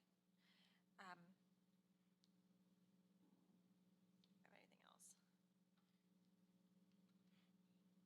else? How is that accounted for in the budget? I know the 1.5% would just be absorbed by the departments, but is that the same situation with retention incentives, that they'd have to just find money in their budgets? Paul, I think, would be the one to really speak to that. Some of that has been accommodated, for instance, this year when they started doing the refuse Right, hiring and stuff. And most of it, typically what you're going to find is they're initiating this incentive because they haven't been able to fill the positions. Right. Well, if you're not filling the positions, that means you'd have salary funds. And so they utilize some of those unused salary funds to get the incentive to bring up the hiring. And so that's typically how it would roll out.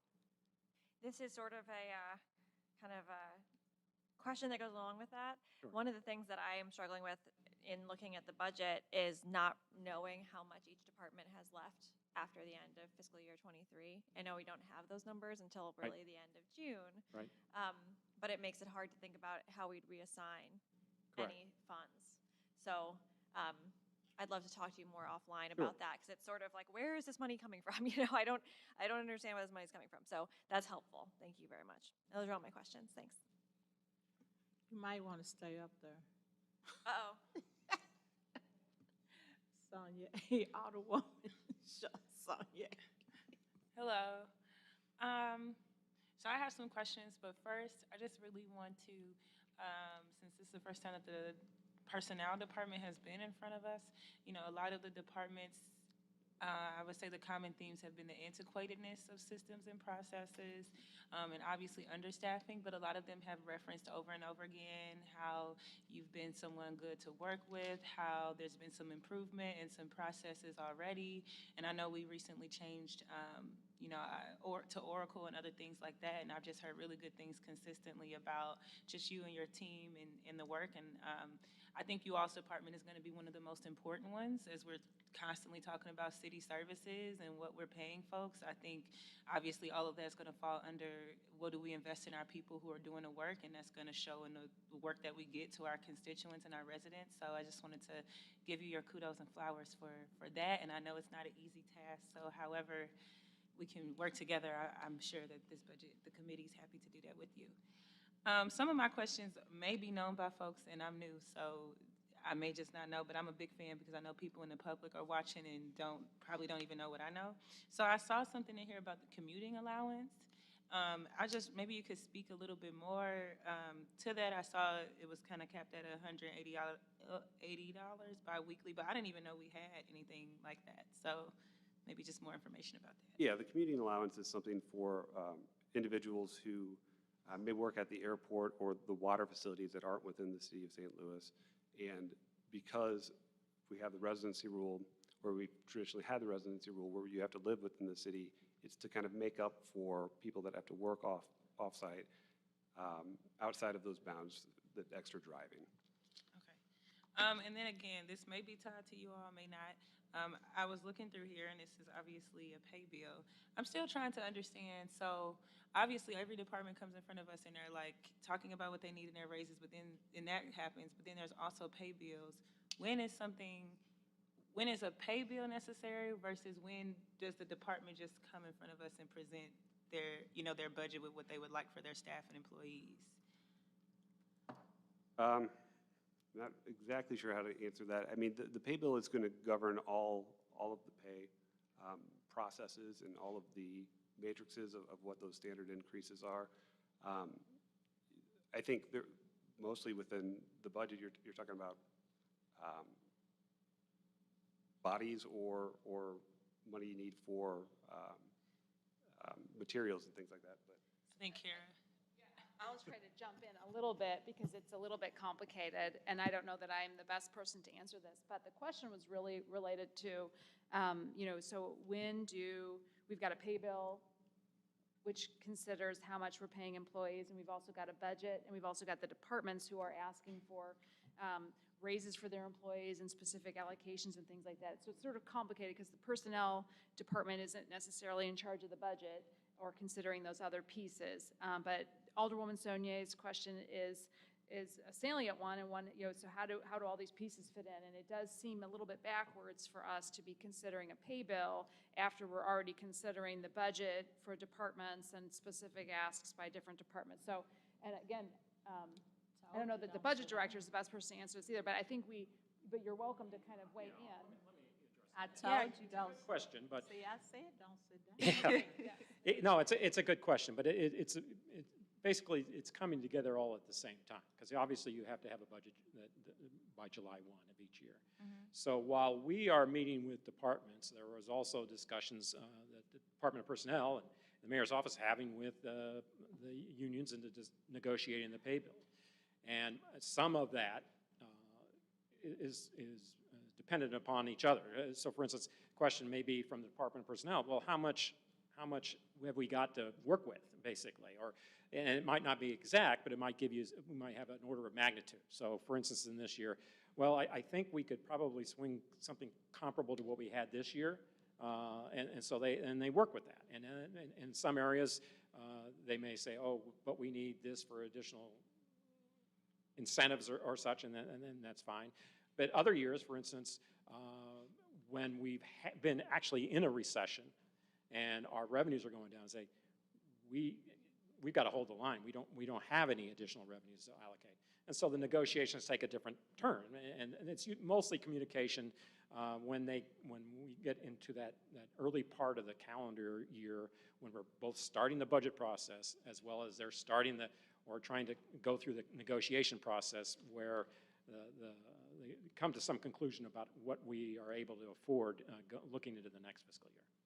So you're saying, what I'm getting from what you're saying is it kind of just depends on how conversations and negotiations, sorry, on how conversations and negotiations, like I guess I'm asking, every time we see a pay bill, that means that this is separate from what is in the original budget, or will people come before us and they're just? I'm just trying to. I'm still not clear on. Okay. When is there any criteria in place for when a pay bill needs to happen versus when it doesn't? And I'm obviously specific to this budgeting process. Is there anything that? I mean, I'm sure it's not just for me, and maybe this is something to talk about in the future, but it's a lot of moving pieces around one common thing at the same time. And sometimes the processes seem, from where I'm saying, I'm very new, but sometimes it seems very separate, or like certain communication hasn't happened, even though all of discussion is around the same thing. You know what I'm saying? So I'm just curious, is there any guiding criteria to help with that? For instance, when somebody presented their budget, and then they said that they were going to present a pay bill. Right. And we looked and said, so why are you presenting a pay bill if the raise is in the budget? Exactly that. Yeah. Well, and hopefully that pay bill is consistent with what they have in the budget. And if it's not consistent within the budget, then the question would be, well, then where are you going with this? Right, and that's what it was. It was more than what was in the budget. And that's a legitimate question. Okay. But to answer your question, Alderwoman Saulnier, is that the budget, separate from the pay bill, needs to be adopted by July 1, right? Yeah. So there is no deadline for a pay bill. However, you do have employees who are depending on getting their pay. So, I mean, you could say, hey, we're passing the pay bill in the fall. Well, you could do that, but then you've got a bunch of employees saying, hey, we've got negotiated agreements that say we're supposed to be getting a pay increase come July. So they are definitely related in that the largest cost of our budget is personnel, but there's a different process. The negotiating process on a pay bill is, as the Director of Personnel would tell you, is you negotiate with the unions, they come to an agreement, they go to the Civil Service Commission, and then that proposed bill comes to this Board of Aldermen, whether you go up or down. Right. But there's a separate charter process for the budget. Now, they are related, but they don't necessarily have to move in tandem. But when you want to plan on making sure that the budget reflects whatever the pay bill's got, there's got to be some coordination between the two. And so that's where we're at today. Okay, thank you. That was helpful, because I was curious what Alderwoman Boyd said, like, let's say that a bill comes before us, that's a pay bill that was approved, but it's completely different than what's in the budget. I'm just like, how can that happen if it's the same money, unless there's some separate pools that I don't know about? Well, that would be a question of whatever the proposer is that brings that bill before you. Okay.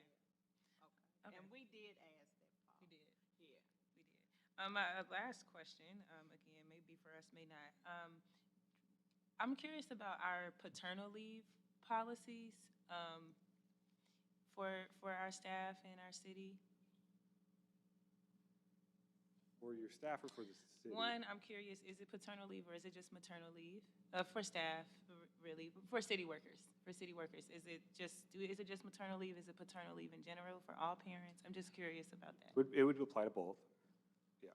And is there a window? Like some policies outline every employee gets 6 weeks, every employee is eligible for it. Do you know what the time period is? I don't have the policy. We do have an administrative regulation, and we could give that to you that would outline all the criteria. It is a pretty detailed policy. So I wouldn't want to speak without it in front of me, but yeah, I mean, it is all out there, and this is all stuff that's published online and available to employees. Okay, thank you. Anything else? No. Alderman Aldridge. Thank you, Madam Chair, members of the board. First, I want to say thank you, Deputy Director and Director, for being here. Also, I've heard just tremendous things about what your department is doing. I heard you guys went from having some typewriters, which was absolutely, I mean, don't have the word for it, that in 2023, the city was still using typewriters. So that's why when I talk to people, I'm like, this city is antiquated, and this board is going to push it up to the 21st century with the help of a lot of directors. So I appreciate the work that y'all doing to personnel. Is so, this mic is horrible. Speaking of antiquated, personnel has such a, I think, critical role, especially as we're down employees, and make sure that we try to get more people in the job. And I know that you and your team are looking at creative ways to bring people back into the workforce in the city of St. Louis. So appreciate, like I say, Madam Director, the work that's happening. To piggyback Alderwoman Sonia's question with the maternal paternity leave, if you could get that information to us, that would be helpful, because I know when I was in the state legislators, that was a concern with some of our law enforcement officers, and something that we can do on a state level, but on a local level, and concerns that they didn't have enough time to be out to take care of their child to be able to come back into the workforce. And then the other question is for Paul, our director. You just listen to Madam Chairwoman and not, I guess you're getting your break in, so you ain't got to keep getting up and down. But I want to revisit the pay bill a little bit, also being new, to make sure I'm clear. So we are aware that there has been one bill filed so far for a pay increase for the Collector Revenue's Office, and potentially another one for the Sheriff's Department. Have those departments communicated with you or ENA to make sure if those go into effect and are not representing the budget that they will, and I know their office is separate because of city county, but will it affect us? Well, in terms of the collector revenue, as I'm sure they've provided, they are a fee office, so they're not part of the budget. So they are by statute required to stay within the allocated commission fees in which they collect. So they don't come before you in terms of the budget necessarily. I mean, I know they came before you in terms of just giving general context, but there's not a line item budget to where a pay bill would be specified. Now, in terms of the sheriff, they do have that line item budget, and I know what has been assumed in the budget you have before you. It's the same as the civil service. I mean, it would be the 3% that we have allocated. So if they said they had a 10% pay increase, would that? I would say that'd be problematic from a budget standpoint. Even an additional 3% pay increase. Yes, the fair question in that, No, I'm saying so. on top of the 3%. On top of it. So Yep. it sounds like the sheriff's department has, that we know there's a 3%, but they have an additional percentage. Now, who knows what that looks like because we haven't seen the legislation, but there's an additional raise that they're asking. Would that put us out of a balanced budget? Well, yeah, I would say the fair question is, how do you fit this within the budget allocation that you have before you? And that question was asked. Got it. Okay. That is my only question. Thank you, Director. There you go, sitting down again. I have a question, more clarity. When, because I know that we have been talking to unions for a while. I get that. And I want to say the last 6 months, we've been constantly talking to unions from all departments. Am I correct? I have not, but I imagine that the personnel department has, yes. Okay. And so you all finally came up with, when was it decided when the raises would, when you all negotiated, when did that complete? So we meet with each of the union groups separately, except for a trades group that has most of the trades groups together. We were still getting agreements a week prior to us introducing it at the commission. So we'd reached some back in March, and then it was kind of progressing from there. It's just a lot of different union groups to have to reach individual agreements with. So the last one was probably right up until we introduced it at the commission. And so it was introduced at the commission when? I don't have the exact date. I think it was About May 26th. Nancy got the exact date, huh? May 26th, okay. Because that's what I was looking at, because I was like, and so we're just getting it, so that's why we're just now getting it. Okay, so could I get more clarity on the community allowance or the community that what Alderwoman Sonia had asked about? The commuting? Yeah. Yeah. So that's for, it's limited to those individuals who work at a facility that isn't within the city limits, but then they're still held to, as civil service employees, having to live within the city limits. So the people at airport are the main people that would have approved community allowances for. There's also the water plant that's out in the county, the people there. So it's a very limited group of people. Okay, that's what I was trying to figure out. So, okay, their jobs are not within the city per se. They're somewhere else. Right. It's looking at it as a Okay. hardship because they have to live one place and work somewhere else and travel Okay. to and from. And then I think the other question that I had is when, because I keep hearing it a lot with employees, they're working in positions that they're really not in that position. They're filling in that position. So are they being paid while they're working in those positions?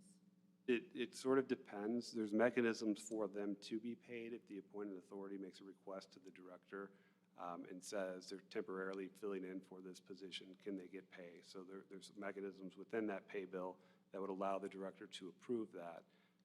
So some of them are. I think some of them are progressions of duties. So they may not actually be filling a position. They just may be doing things that the employee feels is outside of what their regular job would be. In those cases, we can study their jobs and potentially reallocate them to something else if we get requests for those job studies. But each case is kind of a little different. A lot of times it boils down to what is actually supposed to be part of that job. And those questions can come to us as well to determine, are you really working beyond your classification, or is this just incidental duties that really your position's evolving through time?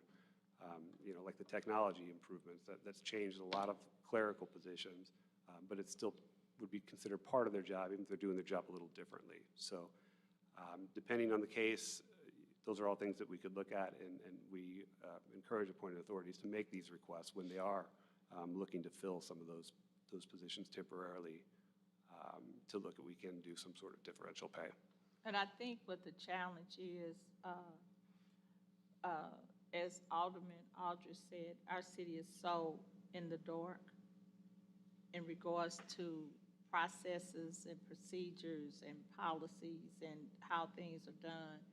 And so this is something before this administration, people are working in positions, supervisory positions, are not being paid for those positions. And so me coming from corporate world, that's not okay. Right. And I think the employees don't feel comfortable enough to address it because of the atmosphere that has been in the past. So that's what we're working with. So when they do call me or talk to me about it, now I'll say, well, you need to call personnel. I said, because that's not what I do. But I think they're frustrated or either they're intimidated because they feel like in the past when they do it, nothing happens. So I'm just curious of how we addressing it to ensure that these employees feel like they're going to be listened to, and then if they can't be helped, at least just say, well, right now we can't do this, but we could probably do this. Yeah. And so I just, I'm a hard advocate for our employees because I always thought that they always got the short end of the stick. And so I never wanted where personnel makes them feel like they can't come there. And I know it's going to take time because everybody's new. But, if it's some way you all can figure it out to promote employees to feel like we do, welcome whatever issues you have, just let us know what they are. Yeah. Okay. Good morning, everyone. Good morning. All right, been pretty quiet. So I kind of wanted to, Identify yourself. ma'am, You have to identify yourself. I'm sorry. Good morning. I'm Sonia Jenkins Gray, Director of Personnel for the City of St. Louis. And thank you. Your comments are relevant and very important to the Department of Personnel, and so that's why I wanted to respond to those. And I agree with you. All of our employees that work for the city should feel comfortable and believe that they have an avenue to address issues as they come up, regardless of whether they're paid or any of those types of things. And so we do have administrative regulations in place that are supposed, with a process that is supposed to address those types of things and issues. And the responsibility to handle that initially begins with the appointing authorities. But in the event that the appointing authorities do not handle it, then the Department of Personnel is an avenue that they can reach out. We do require, though, that they be able to provide us with documentation, because you can imagine the number of grievances, et cetera, that we receive within the personnel department. But many of them have reached my office, and I have been involved directly with them in helping to have them resolved. So if they believe that there is not resolution, they can always reach out directly to the Department of Personnel as well as to my office, and we will ensure that they receive an answer or at least guidance on what they should do. Okay, and so I guess my issue, and like I said, me coming from corporate world, I know how that works, and probably in all fairness, that's where you are. Mm-hmm. But the lines before you get so muddy, by the either it doesn't get to you, or the employees just feel like they have no recourse, nobody will help them, and so. And I can talk to you later about it, but it's several employees that's come to me and was like, I said, no, go through the protocol. Don't just hop to me. Go to your immediate supervisor, then go to the person that's over them, then go to the person. I said, but make sure you document everything that goes on because you need that paper trail. And then they'll come back, well, I did, but nothing happened. I was like, okay. So I just don't want it to be where employees feel like their voices are heard. And you're right, it is a lot of people that have grievances. Some of them, they've done things and they just don't want to admit, yeah, I messed up. And it's okay. But we have to send a message to our employees that we're listening, good or bad, and sometimes you just need redirection. Yes, ma'am. Yeah. And to help with that, one of the things that we're doing with our frontline supervisors and our appointing authorities is giving them the training that they need to manage and lead people. because I don't believe that in the past that we've probably done it as consistently as we needed to. So that's one of the programs that we're looking at developing now, is a leadership and supervisory training course, so that we can teach our supervisors how to handle difficult conversations, how to handle, you know, a number of things that they're having to deal with on a day-to-day basis. So our focus and our goal, of course, is our people, and giving everybody the resources and the tools that they need to be successful. Okay, thank you. Did anybody else have anything else before the sponsor closes? I had one more thing. It might just be me lifting it up. I don't know if this it might not be, I don't think this is a question that could be answered. Maybe something I'd just like to see. I think kind of ties to Alderwoman Boyd's point. I've also heard from and seen myself just a lot of concerns. You know, Paul Payne is a great example. He's worked here for 16 years. He has a plethora of information, so much knowledge. And I think folks like that are in each department. But I've been wondering, like, but maybe the people, I guess my question is about making sure that there's folks who are prepared to step up in leadership as those folks may, you know, step out or move on to other roles. Because I've heard a concern from some just departments about, you know, there's a head who knows everything, but kind of because we don't have systems in place, it's relied on the individual to know it. And if that person is out on vacation, the whole department has to stop, you know, or pause. Certain things literally can't be done because there's just one person who knows how to really do that function. So I just wanted to, like, lift that up. Oh, and thank you for that, Alderwoman Saunier. I am in collaboration with the mayor's office now, and we're having conversations around succession planning. Because we do have an aging workforce and people are going to be retiring, and who do we have in place to be able to step up when they're gone? So those conversations are happening. Okay, thank you. Okay, you're on. Thank you, Madam Vice Chair. I don't know how many years Mr. Payne's been with us, but I Oh, sorry. I think it's did I cut probably your double time? what you suggested, Oh, but I don't 30 know. years. Older than me. I'm 27. You've been here 35. Sorry. Okay, 35 Well, years. maybe even better example. I just wanted to clarify, but yeah, no. And I also just wanted to mention too, I mean, I'm grateful that the budget director did bring this cost estimate on these raises.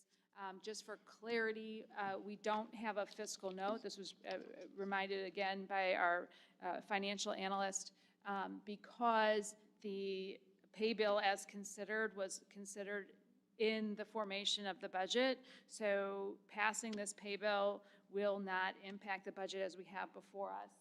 So the fiscal note is essentially zero as it pertains to the budget as we're considering. It's a little confusing because, as we've pointed out, lots of things are coming together at the same time. So, you know, I do appreciate that we're providing a pay increase as a part of our budget, and also want to recognize that the county offices, non-civil service departments are provided an increase in accordance with the civil service. So as we consider those moving forward, just be aware that what we're doing, what we're providing for our city employees, we're already providing for those other folks as a matter of the budget. So recognizing that in agreement with our unions and our city employees, there is an expectation to receive their pay increase starting on the June 18th payroll. So we are a little bit pressed for time to get this done. I would therefore ask for favorable consideration of the Budget and Public Employees Committee, and that we pass Board Bill 47 with a due pass recommendation to the full board. So moved. Second. Second.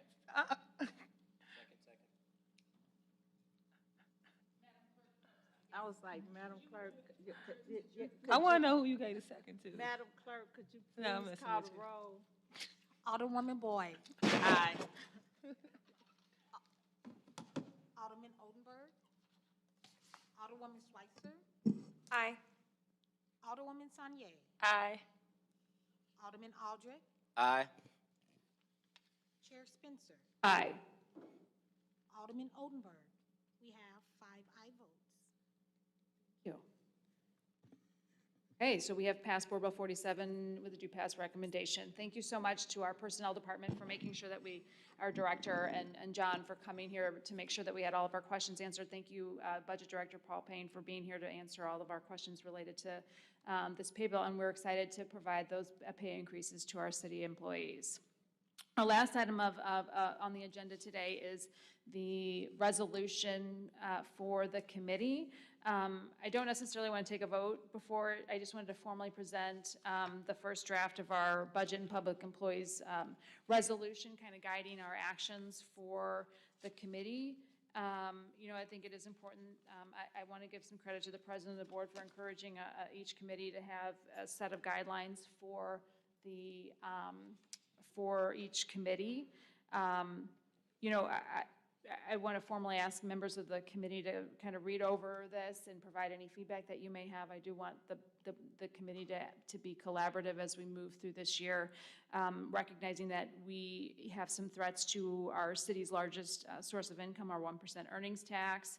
I do plan to have some professionals, from the St. Louis Federal Reserve and some other entities coming before us to kind of help guide us in a general sense about the city's financial position and that sort of thing. But rather than take a vote today, I'm just going to formally ask you all to take a look at this and provide any feedback on things you may or may not want us to consider as a committee. I also want to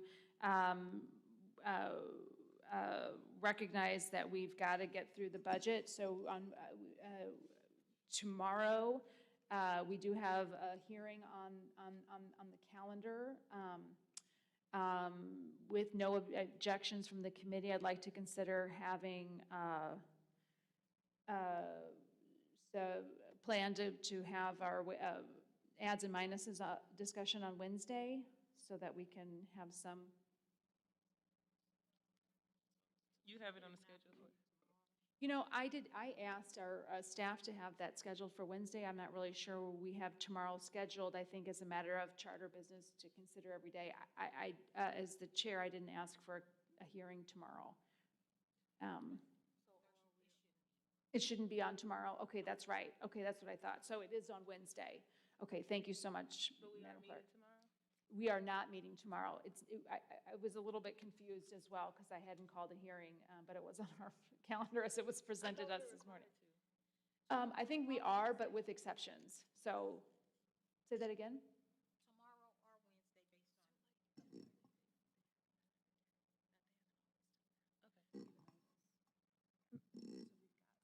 on. As of today, we've gotten through all the departments, so there'll be an additional period, an extra day for consideration of any additions and minuses. So we'll need to be prepared for that on Wednesday.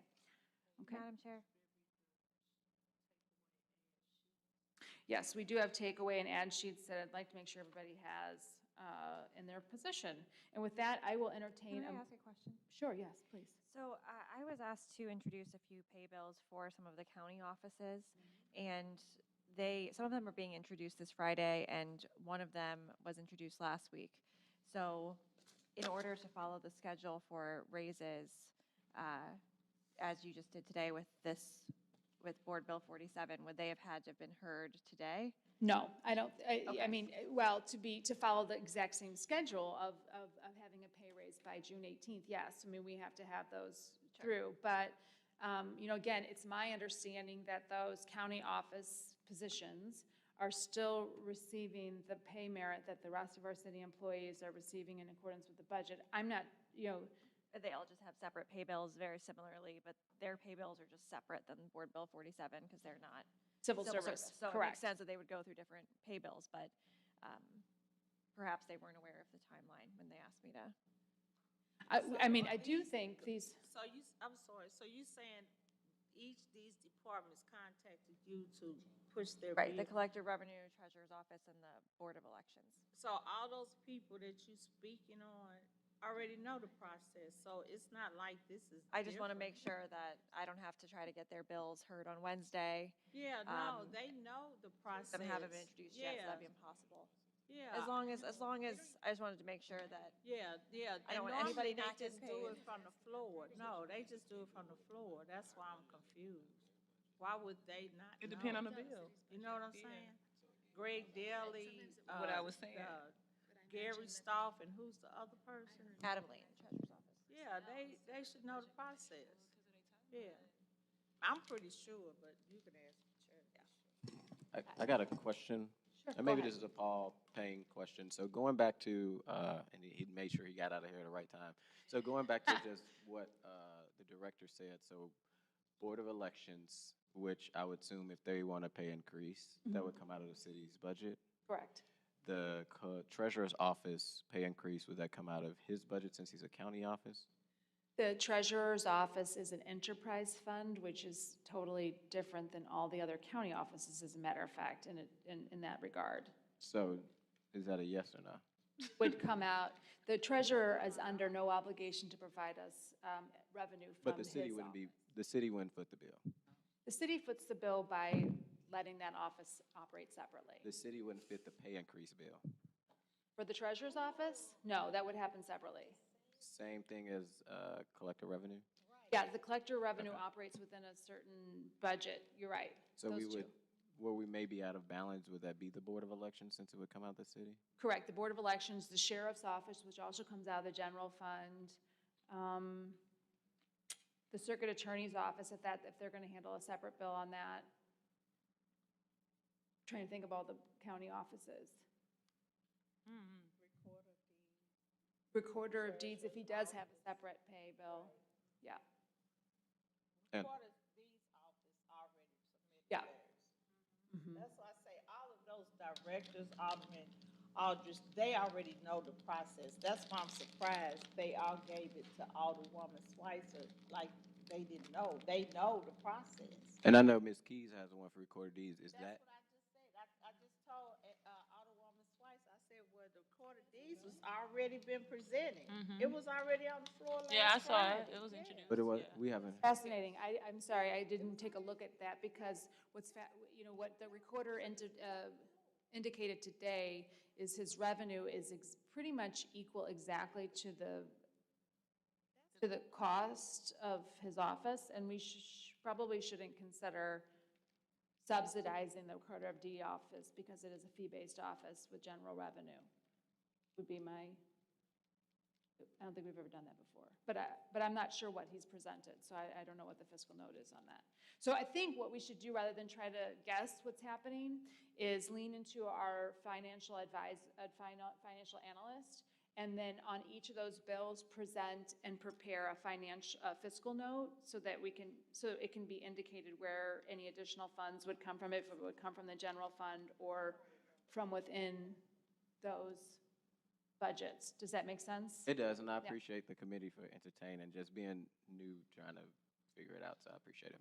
Is there a criteria for, so if these are all county offices, and like what Alderman Aldridge was asking, like the sheriff's office, some of that comes out of our general funds, but then none of the treasurer's office does, or is there a criteria for if you're a county office, when it's general funds, or is that just decided by law? That is generally speaking handled by state law. So we are a city that we don't have a county. We're very unusual in the world. I mean, there's several that do, but there's not really that many cities without a county. So because of that, state law requires every county have those specific functions as they're outlined in state law. So the state requires that a county have a recorder of deeds. Because we're a city that's not in a county, like St. Louis County has its own recorder of deeds, we have to provide our own as a city. It's very archaic, honestly, and it's a function of state law. So the state also dictates that the treasurer's office handle parking and operate in the way it does. The state law also has the provisions related to the recorder of deeds office and where their fees, where their cost of doing business boundaries as a percentage of their overall fees they collect. So most of this is handled by state law, and it is confusing. And it is extremely unusual, honestly. We're a city that functions in silos of budgets that are very unusual because of our existence within the state of Missouri as a city without outside of a county. So it is, the layers of siloing are impressive and not exactly always very intuitive. Excuse me, Chair Spencer, I just want clarification on tomorrow. Now, are you not meeting tomorrow, and then on Wednesday, you're going to go ahead and come back and discuss the changes or your final decisions to the budget? Thank you, Madam Clerk. So for clarification purposes, I will follow what was presented to the public, but it was my understanding that we had not called a hearing on Tuesday. So if there was no hearing called and the agenda before us had that incorrect, then what we'll do is just meet on Wednesday in accordance with our public notification. Okay. So we will resume at our normal time on Wednesday at 9:30. Correct. Thank you so much for the clarification. And I want to, even though nobody else is here except Austin and our STLTV and our staff, but just really, really thank this committee. We did an excellent job in due diligence in our city's budget this year. I think diving into the functions of our departments, for me, even having served on this board for several years, was incredibly instructive and very helpful. And I feel better grounded than I ever have in how kind of departments are functioning and their budgets and how things are really moving forward in our city. So thank you all. I know this was an enormous amount of time. It was a huge commitment. The vast majority were here for every hearing, very engaged, and I'm really impressed with the work that we've all done thus far in considering the city's budget as our first matter of business. So thank you all. Yes, go ahead, Alderman Aldridge. I promise I'm gonna keep it short because I know we're ready to get out of here. I do want to say also, as a new member, I know probably sometimes the questions may have been either redundant or for older members, like just trying to figure it out maybe offline. But as a new member, I really do want to thank the chairwoman for really allowing us to dive into the budget process and not just skip over it. I think this has been helpful for me and Alderwoman from the 7th Ward as we're trying to figure out everything about the city and also try to figure out the departments and ways that we could be a help. So thank you, Madam Chair, and also to my colleagues on the committee for allowing us to ask as many questions as possible. And a huge thank you to STLTV, but also to our staff, especially this past week and weekend. They had to work outside of their typical 9 to 5 hours to really accommodate this committee for public hearings. So I want to give a huge shout out to our clerk, Aura, our head clerk, Mr. Kennedy, Madam Clerk, Sharita, and every other staff, our financial analyst who's been helpful, and every other staff in some type of way, Ms. Tracy and others that have helped make this committee be successful and have the right documentation. So thank you, Madam Chair, thank you, colleagues, and thank you to the staff. Thank you. I echo that. I mean, it was even just organizing and figuring out the scheduling was no small feat. And of course, I think it was very helpful that all of our department heads, were very, very accommodating and coming before us and communicative and willing to answer all of our questions for the most part. So with that, this concludes the hearings from departments on our budget, and thank you all for participating. We did not have any minutes to approve this time. We'll have to approve a series of meeting minutes next time. We were kind of doing them in tranches as they were kind of getting collected. With that, I'll entertain a motion to adjourn. Motion to adjourn. Second. Hearing no objections, the Budget and Public Employees Committee hearing is adjourned.